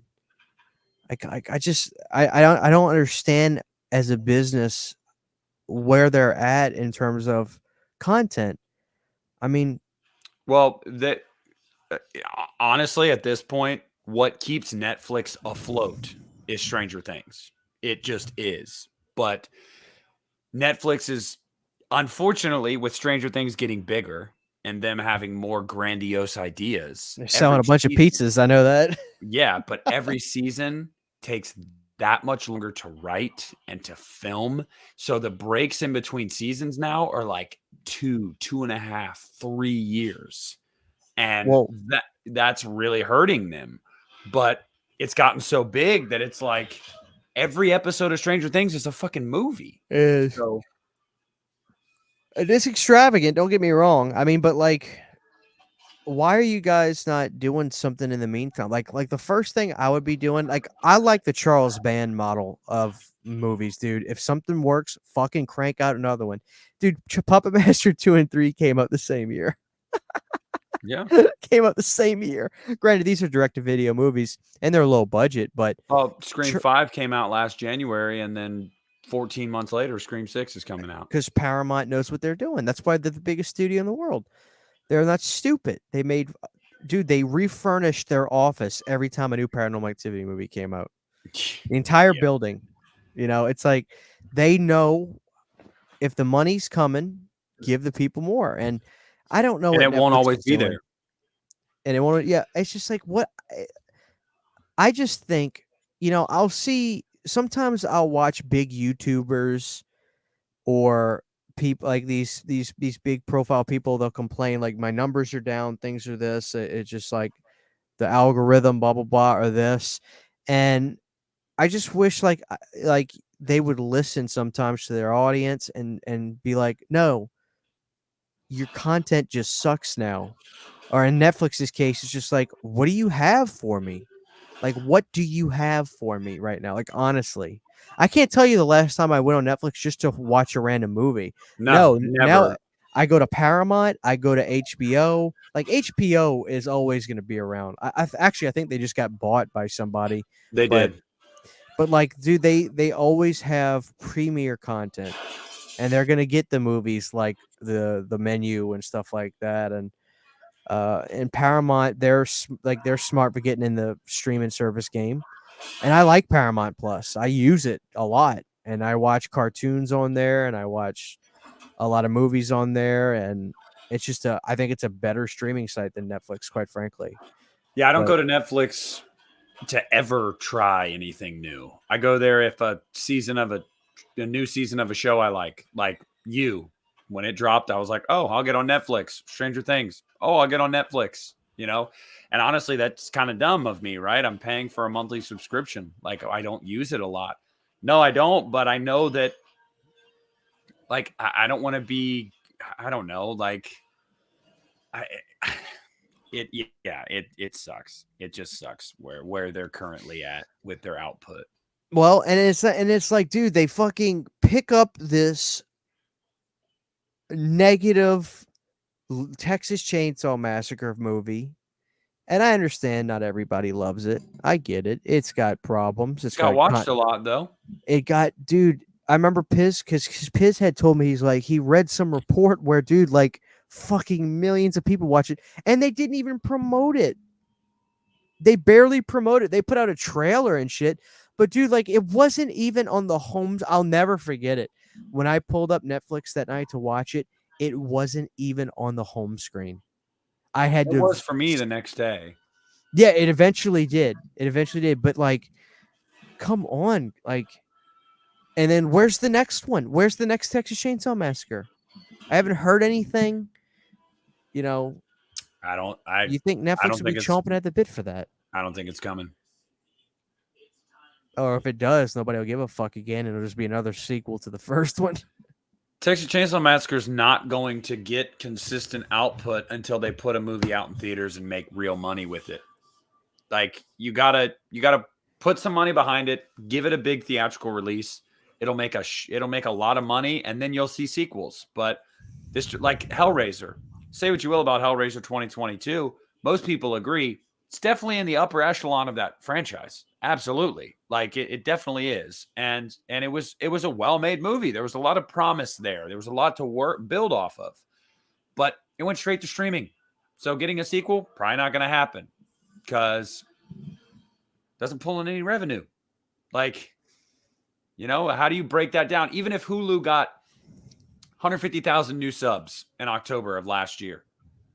Well, how do you know 150? What percentage of those were for Hellraiser? We can't know.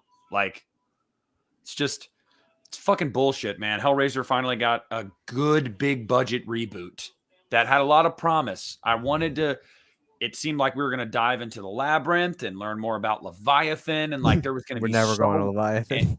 It's always going to be a mystery. I know. Well, but they teased a lot, and there was a lot of promise to build off of there, and I just don't think it's ever going to happen. And it sucks. We'll get another reboot in another decade, and it's just fucking like, I don't know. So you were telling me to talk to you about it when we got to this point. So basically, Roman's reasoning is that Maureen, Sydney's mom, was also his mom from a previous relationship. And I can believe that based on the way they look. Yeah. And basically she disowned him and was like, nah, you're not my fucking kid. I don't know what you're talking about. And when he became older, he sought her out to, find his real mom. And she basically was like, fuck off. And he was like, WTF. So he fed Billy all the shit about Sydney's mom cheating with his dad and ruining his family and everything. He kind of goaded Billy into wanting to kill Maureen. And yeah. Dude, why is this mom the mom's the real bad? Oh, she was a horrible person. Like, she really is not Lance. Dude, how did I not know that Lance fucking Henriksen is in this movie? Dude, Scream 3 has major props for me now. Like, I'm not even kidding. Dude, anything that gives the love to the greatest low budget filmmaker on the planet, Roger Corman, I can't hate it. I can't.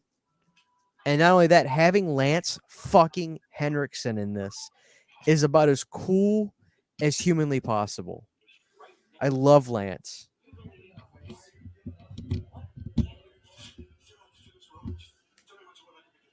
Can you hear me? Yes. Okay, I unplugged my headphone by accident.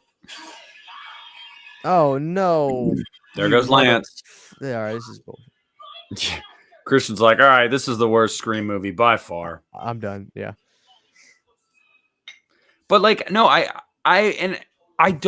understand why some people don't like the explanation in this movie and the reveal, because they're like, well, that kind of cheapens what Billy and Stu did. And it's like, it does, but I kind of like that because Billy and Stu were high school kids. Like, it makes more sense, I think, for somebody more nefarious, somebody older, somebody with a real reason to hate Maureen, to be the architect behind all of it. Yeah. How many high school kids just want to fucking kill everyone? Right. You know what I mean? Like, well, I wonder if they could have, if Williamson could have had even more foresight into it and could have left some kind of hint or a clue in the first movie that they had somebody they were talking to, and people could believe it more, because I get, you could call it a Man in Black, if you will, you know. Yeah, no, and it is, but that's the thing. This was Aaron Kruger's idea. This was not Kevin Williamson's idea. Kevin Williamson's idea was Stu for Scream 3. The idea was that Stu was in prison and he, behind bars, was orchestrating all of it. He had been orchestrating it the entire time. He had, recruited the people and set everybody up to it and everything like that. Was Williamson's idea. And I don't know if it was Miramax or whoever was like, no, we're not doing that. So, which... Well, not only that, Lillard was no, he hadn't done Scooby-Doo yet. Never mind. I was gonna say he was a hot property at this point. No, he would have done it. He is always openly been. Yeah, I'd always. Dude, he did that movie in 2001 called 13 Ghosts. I fucking love that movie. Yeah, it's a fun movie. Dude, that shit gets fucking wild in the that glass house with the jackal and stuff. Yep. That big black guy. That's one of the ghosts that has like he's jacked. He's built like that wrestler, like Bobby Lashley. That's big now. Like he's got like bolts and pieces of glass sticking out of his body. Dude, that guy scared the piss out of me as a kid. Still does. I mean, he's a fucking monster. Yeah, but I like that movie a lot. You had the one dead lady that had a really nice rack, but she was gross. One of these days I'm gonna do a video on my channel just talking about blockbuster memories or video store rental memories, and the main story is gonna be every time I went there as a kid, grabbing the 13 Ghosts VHS tape and just looking at the back and seeing her halfway out of the tub with those big, beautiful tits. Yeah.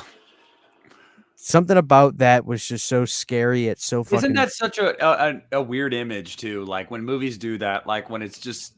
It's like disturbing, but it's still somehow... Yeah. So like you're not thinking that. You're like, oh God, that's gross. But like, God, why But then you are thinking that, and then you say to yourself, should I ever admit this? You know? Yeah. Yeah. Oh, she got shot. Yeah, but you could see the bulletproof vest when that happened, so he should have known better. He's an idiot. In terms of villains, I don't know what it was.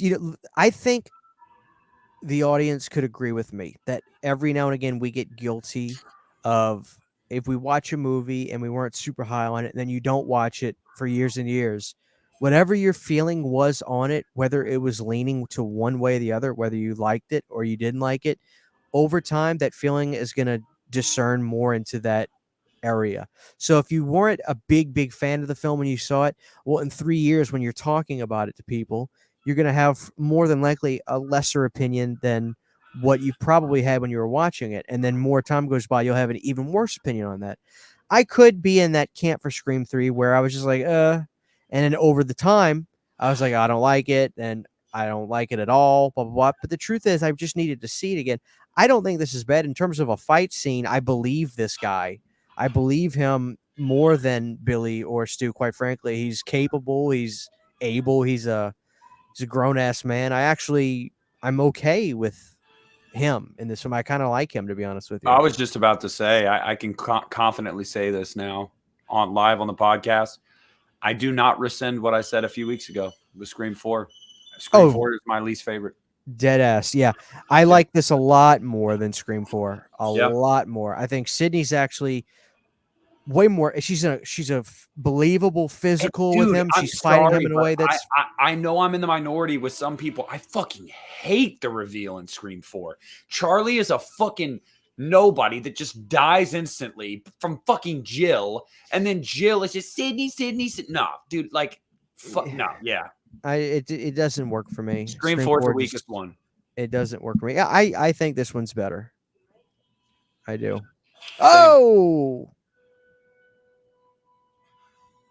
And I like the family ties too. That's what I was going to say.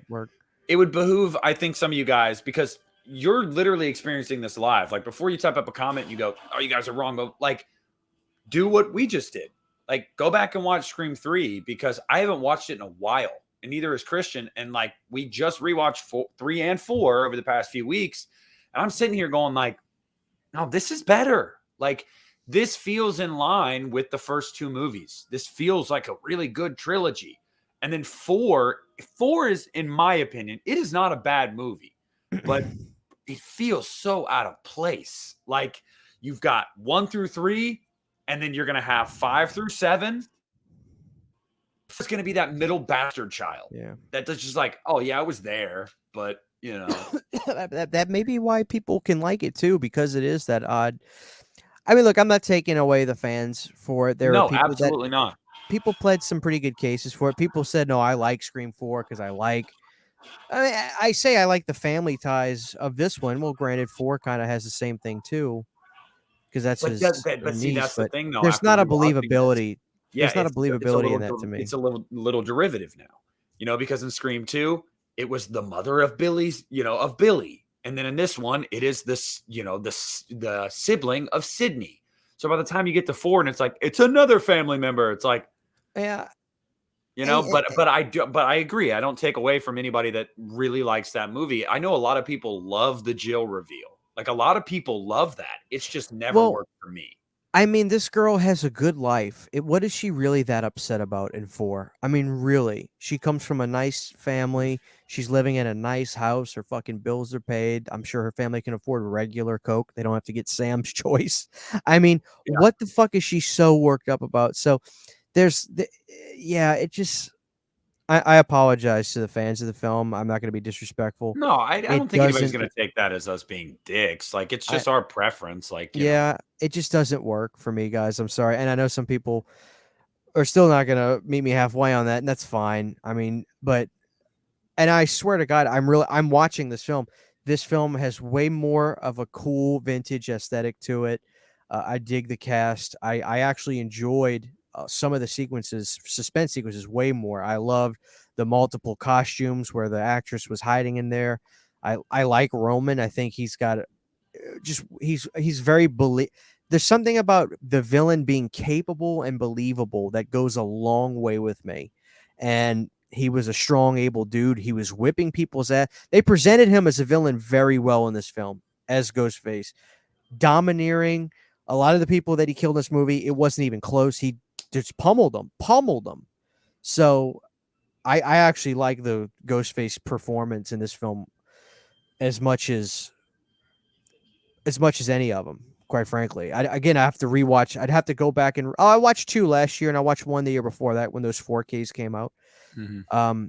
I'd have to rewatch 5 again to see, but I don't know, dude. I actually had a good time with this one. I think this one has aged pretty damn good, even with Courtney's silly hair.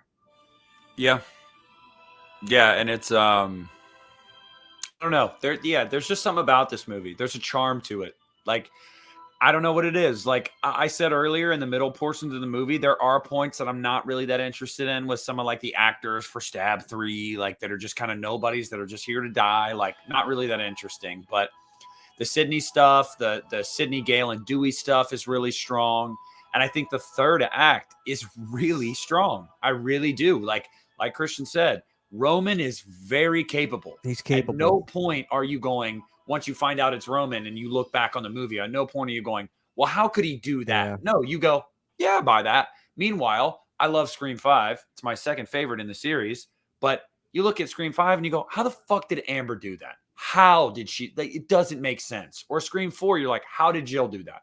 How? Yeah, or it's like, oh god, I'm supposed to believe that this. And no offense, even Rory, for God's sakes. I mean, Yeah. he wasn't exactly Steven Seagal. No. I mean, quite frankly, Kirby looked like she could have whipped his ass, if I'm being honest. So, this movie was not bad at all. I'm actually going to give this movie a B. So out of 5 stars, where would you put it? I'd give it 4 stars. Out of 5? I'd give it 4 stars. I thought it was. You got to understand, dude. The Lance Henriksen stuff in here, I love seeing him. I love seeing Roger Corman in here. I didn't think the movie felt like 2 hours, which is what you said it is. Yeah. I'm giving Scream 3 4 stars. You need to like get a it. Scream 3 poster, buddy. I need one. You said that's your favorite poster of the series, didn't you? I like it. I'm a sucker for the numerics, or not even numerics, but just like the big letter. Like if it's a movie that has part 2 or whatever, there's the big 2 on there. I love that. So I like the big 3 up there and it's clever. I like the eye. Like I'm looking at the Scream 2 poster next to it. I don't like that as much. It's too literal. The big faces up there. I kind of like 3 just looks creepier. This was the late 90s, early 2000s poster trend done right. Like you have the faces of like the main cast, but it's centralized, and then you've got the big ass 3 with that sliced open with the eye behind it. And I like the tagline. The most terrifying scream is always the last, and then it says, "Welcome to the final act." Like I like that. It even has. This is an original, Christian, because it even has the website on the bottom, www.scream3.com. Like this. Let me see where that redirects me to. Yeah. Oh God. Yeah, I like it much better than the Scream 2 poster, because the Scream 2 poster, it's literal. It's like it's just 2 close up faces. I like the 3 poster a lot. All right, Scream3.com. Dude, I like this movie. What can I say? This is I'm giving it 2 thumbs up. I like this. Do it on Letterboxd. Post it to Instagram. I might like this more than 5 now. I thought this was fun. I thought, dude, I'm telling you, seeing Roger Corman puts me on a high like no other. And I just thought that was awesome. I think Scream 3 could become one of my favorites in the series. That was way better than what I thought it was going to be. I'm not fucking around. Like that was way better than what I thought it was going to be. I feel bad now, over the years, just being so flippant and being like, yeah, Scream 3 is definitely my least favorite in the series. No, it's not. It's really not. I mean, this is why it's good to go back and rewatch movies, even if you've seen them a dozen times. But if you haven't watched it in a few years, watch it again. Like, we're people, our opinions change. And it's nice when you can have that experience where you can watch a movie that you may not have thought you liked that much. Another movie that's like that, ironically, another 3, Child's Play 3. For years, I had said, I just don't really care for it. Ever since I was a kid, a few years ago, rewatched it. I said, this is damn good. I like this movie. Like, I like this movie. Is it on par with the first and second one? No. But it's damn good. Like, it gets a bad rap. And so I think it's important to kind of do that with movies sometimes. I can't believe it, man. I was for sure I was gonna be like, ugh. I think I like this more than 5. I'm trying to think of what this movie did that I was just like, the final battle. You like the ghost stuff. The final battle with Roman. There was talking, and I was reading the dialogue as we're watching it, but the action was portrayed in terms of this series, the fighting was portrayed in such a great way because Sydney fought him, and I mean this respectfully. I'm not saying this. Sydney fought him like a woman, very defensive, had to be strategic. It wasn't okay, let me be Laurie Strode and Halloween Ends and fucking go toe to toe. And I'm not dissing on the movie. I'm just thinking of some other reason, which she got her ass whooped too. But Sydney fought as a strategic woman against a domineering male in that scene. I thought it was done very well. And she used a lot of brains. She knew that he it had was more brawn, but she used brains. it was very believable. And I like Rowan as the villain. He was very capable. I'm granted it was probably a stunt guy throughout the movie, but Rowan made it believable when you see him. I mean, you could argue you could argue like Christian. Okay, I can hear you that Jill really had no reason to be fucking jealous. She came from a good life, and but you're gonna tell me that blah blah blah. This guy is a stepbrother or whatever to her, and now he becomes a famous director. You know what? Look, there's always going to be some stuff. He wasn't famous.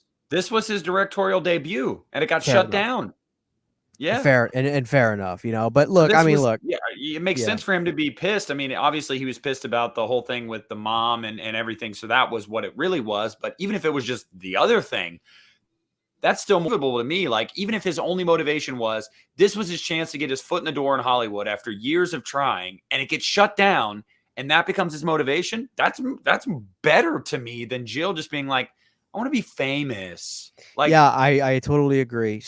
Yeah, and Scream 4, yeah, this is it for me. Scream 3, that was fun. I'm not gonna drop my letter. I'm not going to drop my letterbox until the podcast comes out, obviously. But if you're listening to this, I'm going to give it 4 stars. I thought that was, I don't know what I wouldn't have changed anything about that film at all. Honestly, yeah, fuck it. I'll do it. Scream is a 5-star movie for me. Scream 5, 4.5. Scream 2, 4.5. Scream 3, 4, and Scream 4, 3. That's where I'm gonna land. It's gonna be interesting. I'm trying to think of how I would rank them based off of right now. I would say Scream,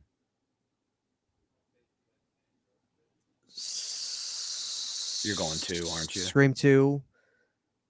Then I would go Scream 3, and then I would go Scream 5. And then I would go Scream 4, dead last. And I already know Scream 6 is going to be better than 4. There's no way it's not to me. But I'm going to give, I actually prefer Scream 3 right now over 5. The things that I have problems with 5, this movie didn't do that. The monologue wasn't overdone. It was much more. I prefer a one killer Ghostface movie at this moment in time. You guys experienced it live on the podcast. Both of our opinions kind of changed on Scream 3. We are fans. I'm so happy too. Again, I'm so happy that it's legitimate and it's genuine on my part too, because I don't want the Scream fans mad at me. I don't. No. And it's, yeah, I mean, it's the same for me, man. I don't want to piss anybody off, but I gotta be honest. I gotta, of course, yeah. I'm not gonna backtrack what I said on the episode of Scream 4. I did backtrack. Afterwards, I know, and I gave you shit. Yeah, because I thought I'm gonna piss the fans off.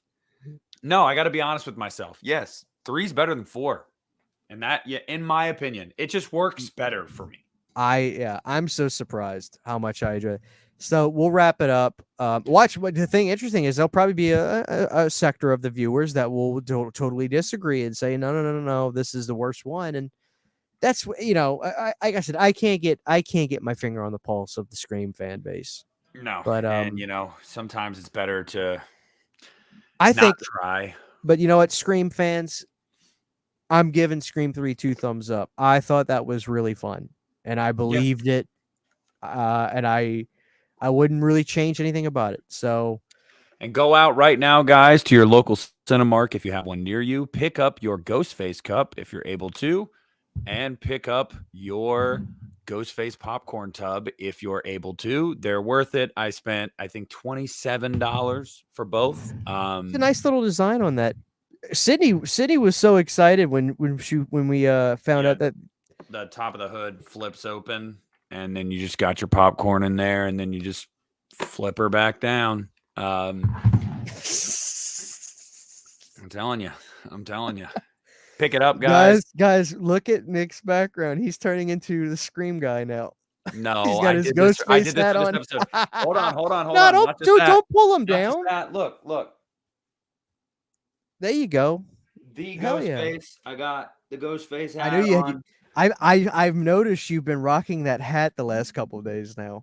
I just bought it at FYE the other day, and Scream 6 is about to come out, so I'm in the mood. I was like, ya. fuck it. I've always been a Scream fan. I'm very open about that. I've always really liked this series. I've actually gone rounds with Christian before because he's not the biggest fan of it, Right. and I get it, but I've always been a big Scream fan. So we are when you guys are listening to this, we are less than 3 weeks away. I have my ticket for 3 weeks from tomorrow. As of recording, I'm excited. Yeah, I'm going by myself. I don't care. I love seeing movies by myself personally. Can't wait. So 3 weeks from now, you guys are going to get a Scream 6 episode. We're going to do a whole episode on it. Oh yeah. So yeah, get And excited. Then we're gonna on that episode. I don't know. I forgot. I just totally forgot what I was going to say. Leave them Anyway, leave them in suspense. guys, drop a like on the show for us. We'd appreciate it. Drop your comments drop your thoughts. I like it when some people they'll comment as they're watching. That's fine. Keep doing that. And I read them all sides. I'm sorry if I don't get the chance to respond to them, but no, I appreciate your feedback. And I love it when you guys share your thoughts on the podcast. I like to know that you guys are listening. So thank you. Scream 3 is getting 2 thumbs up from me. We'll see you guys next time. Take care. You're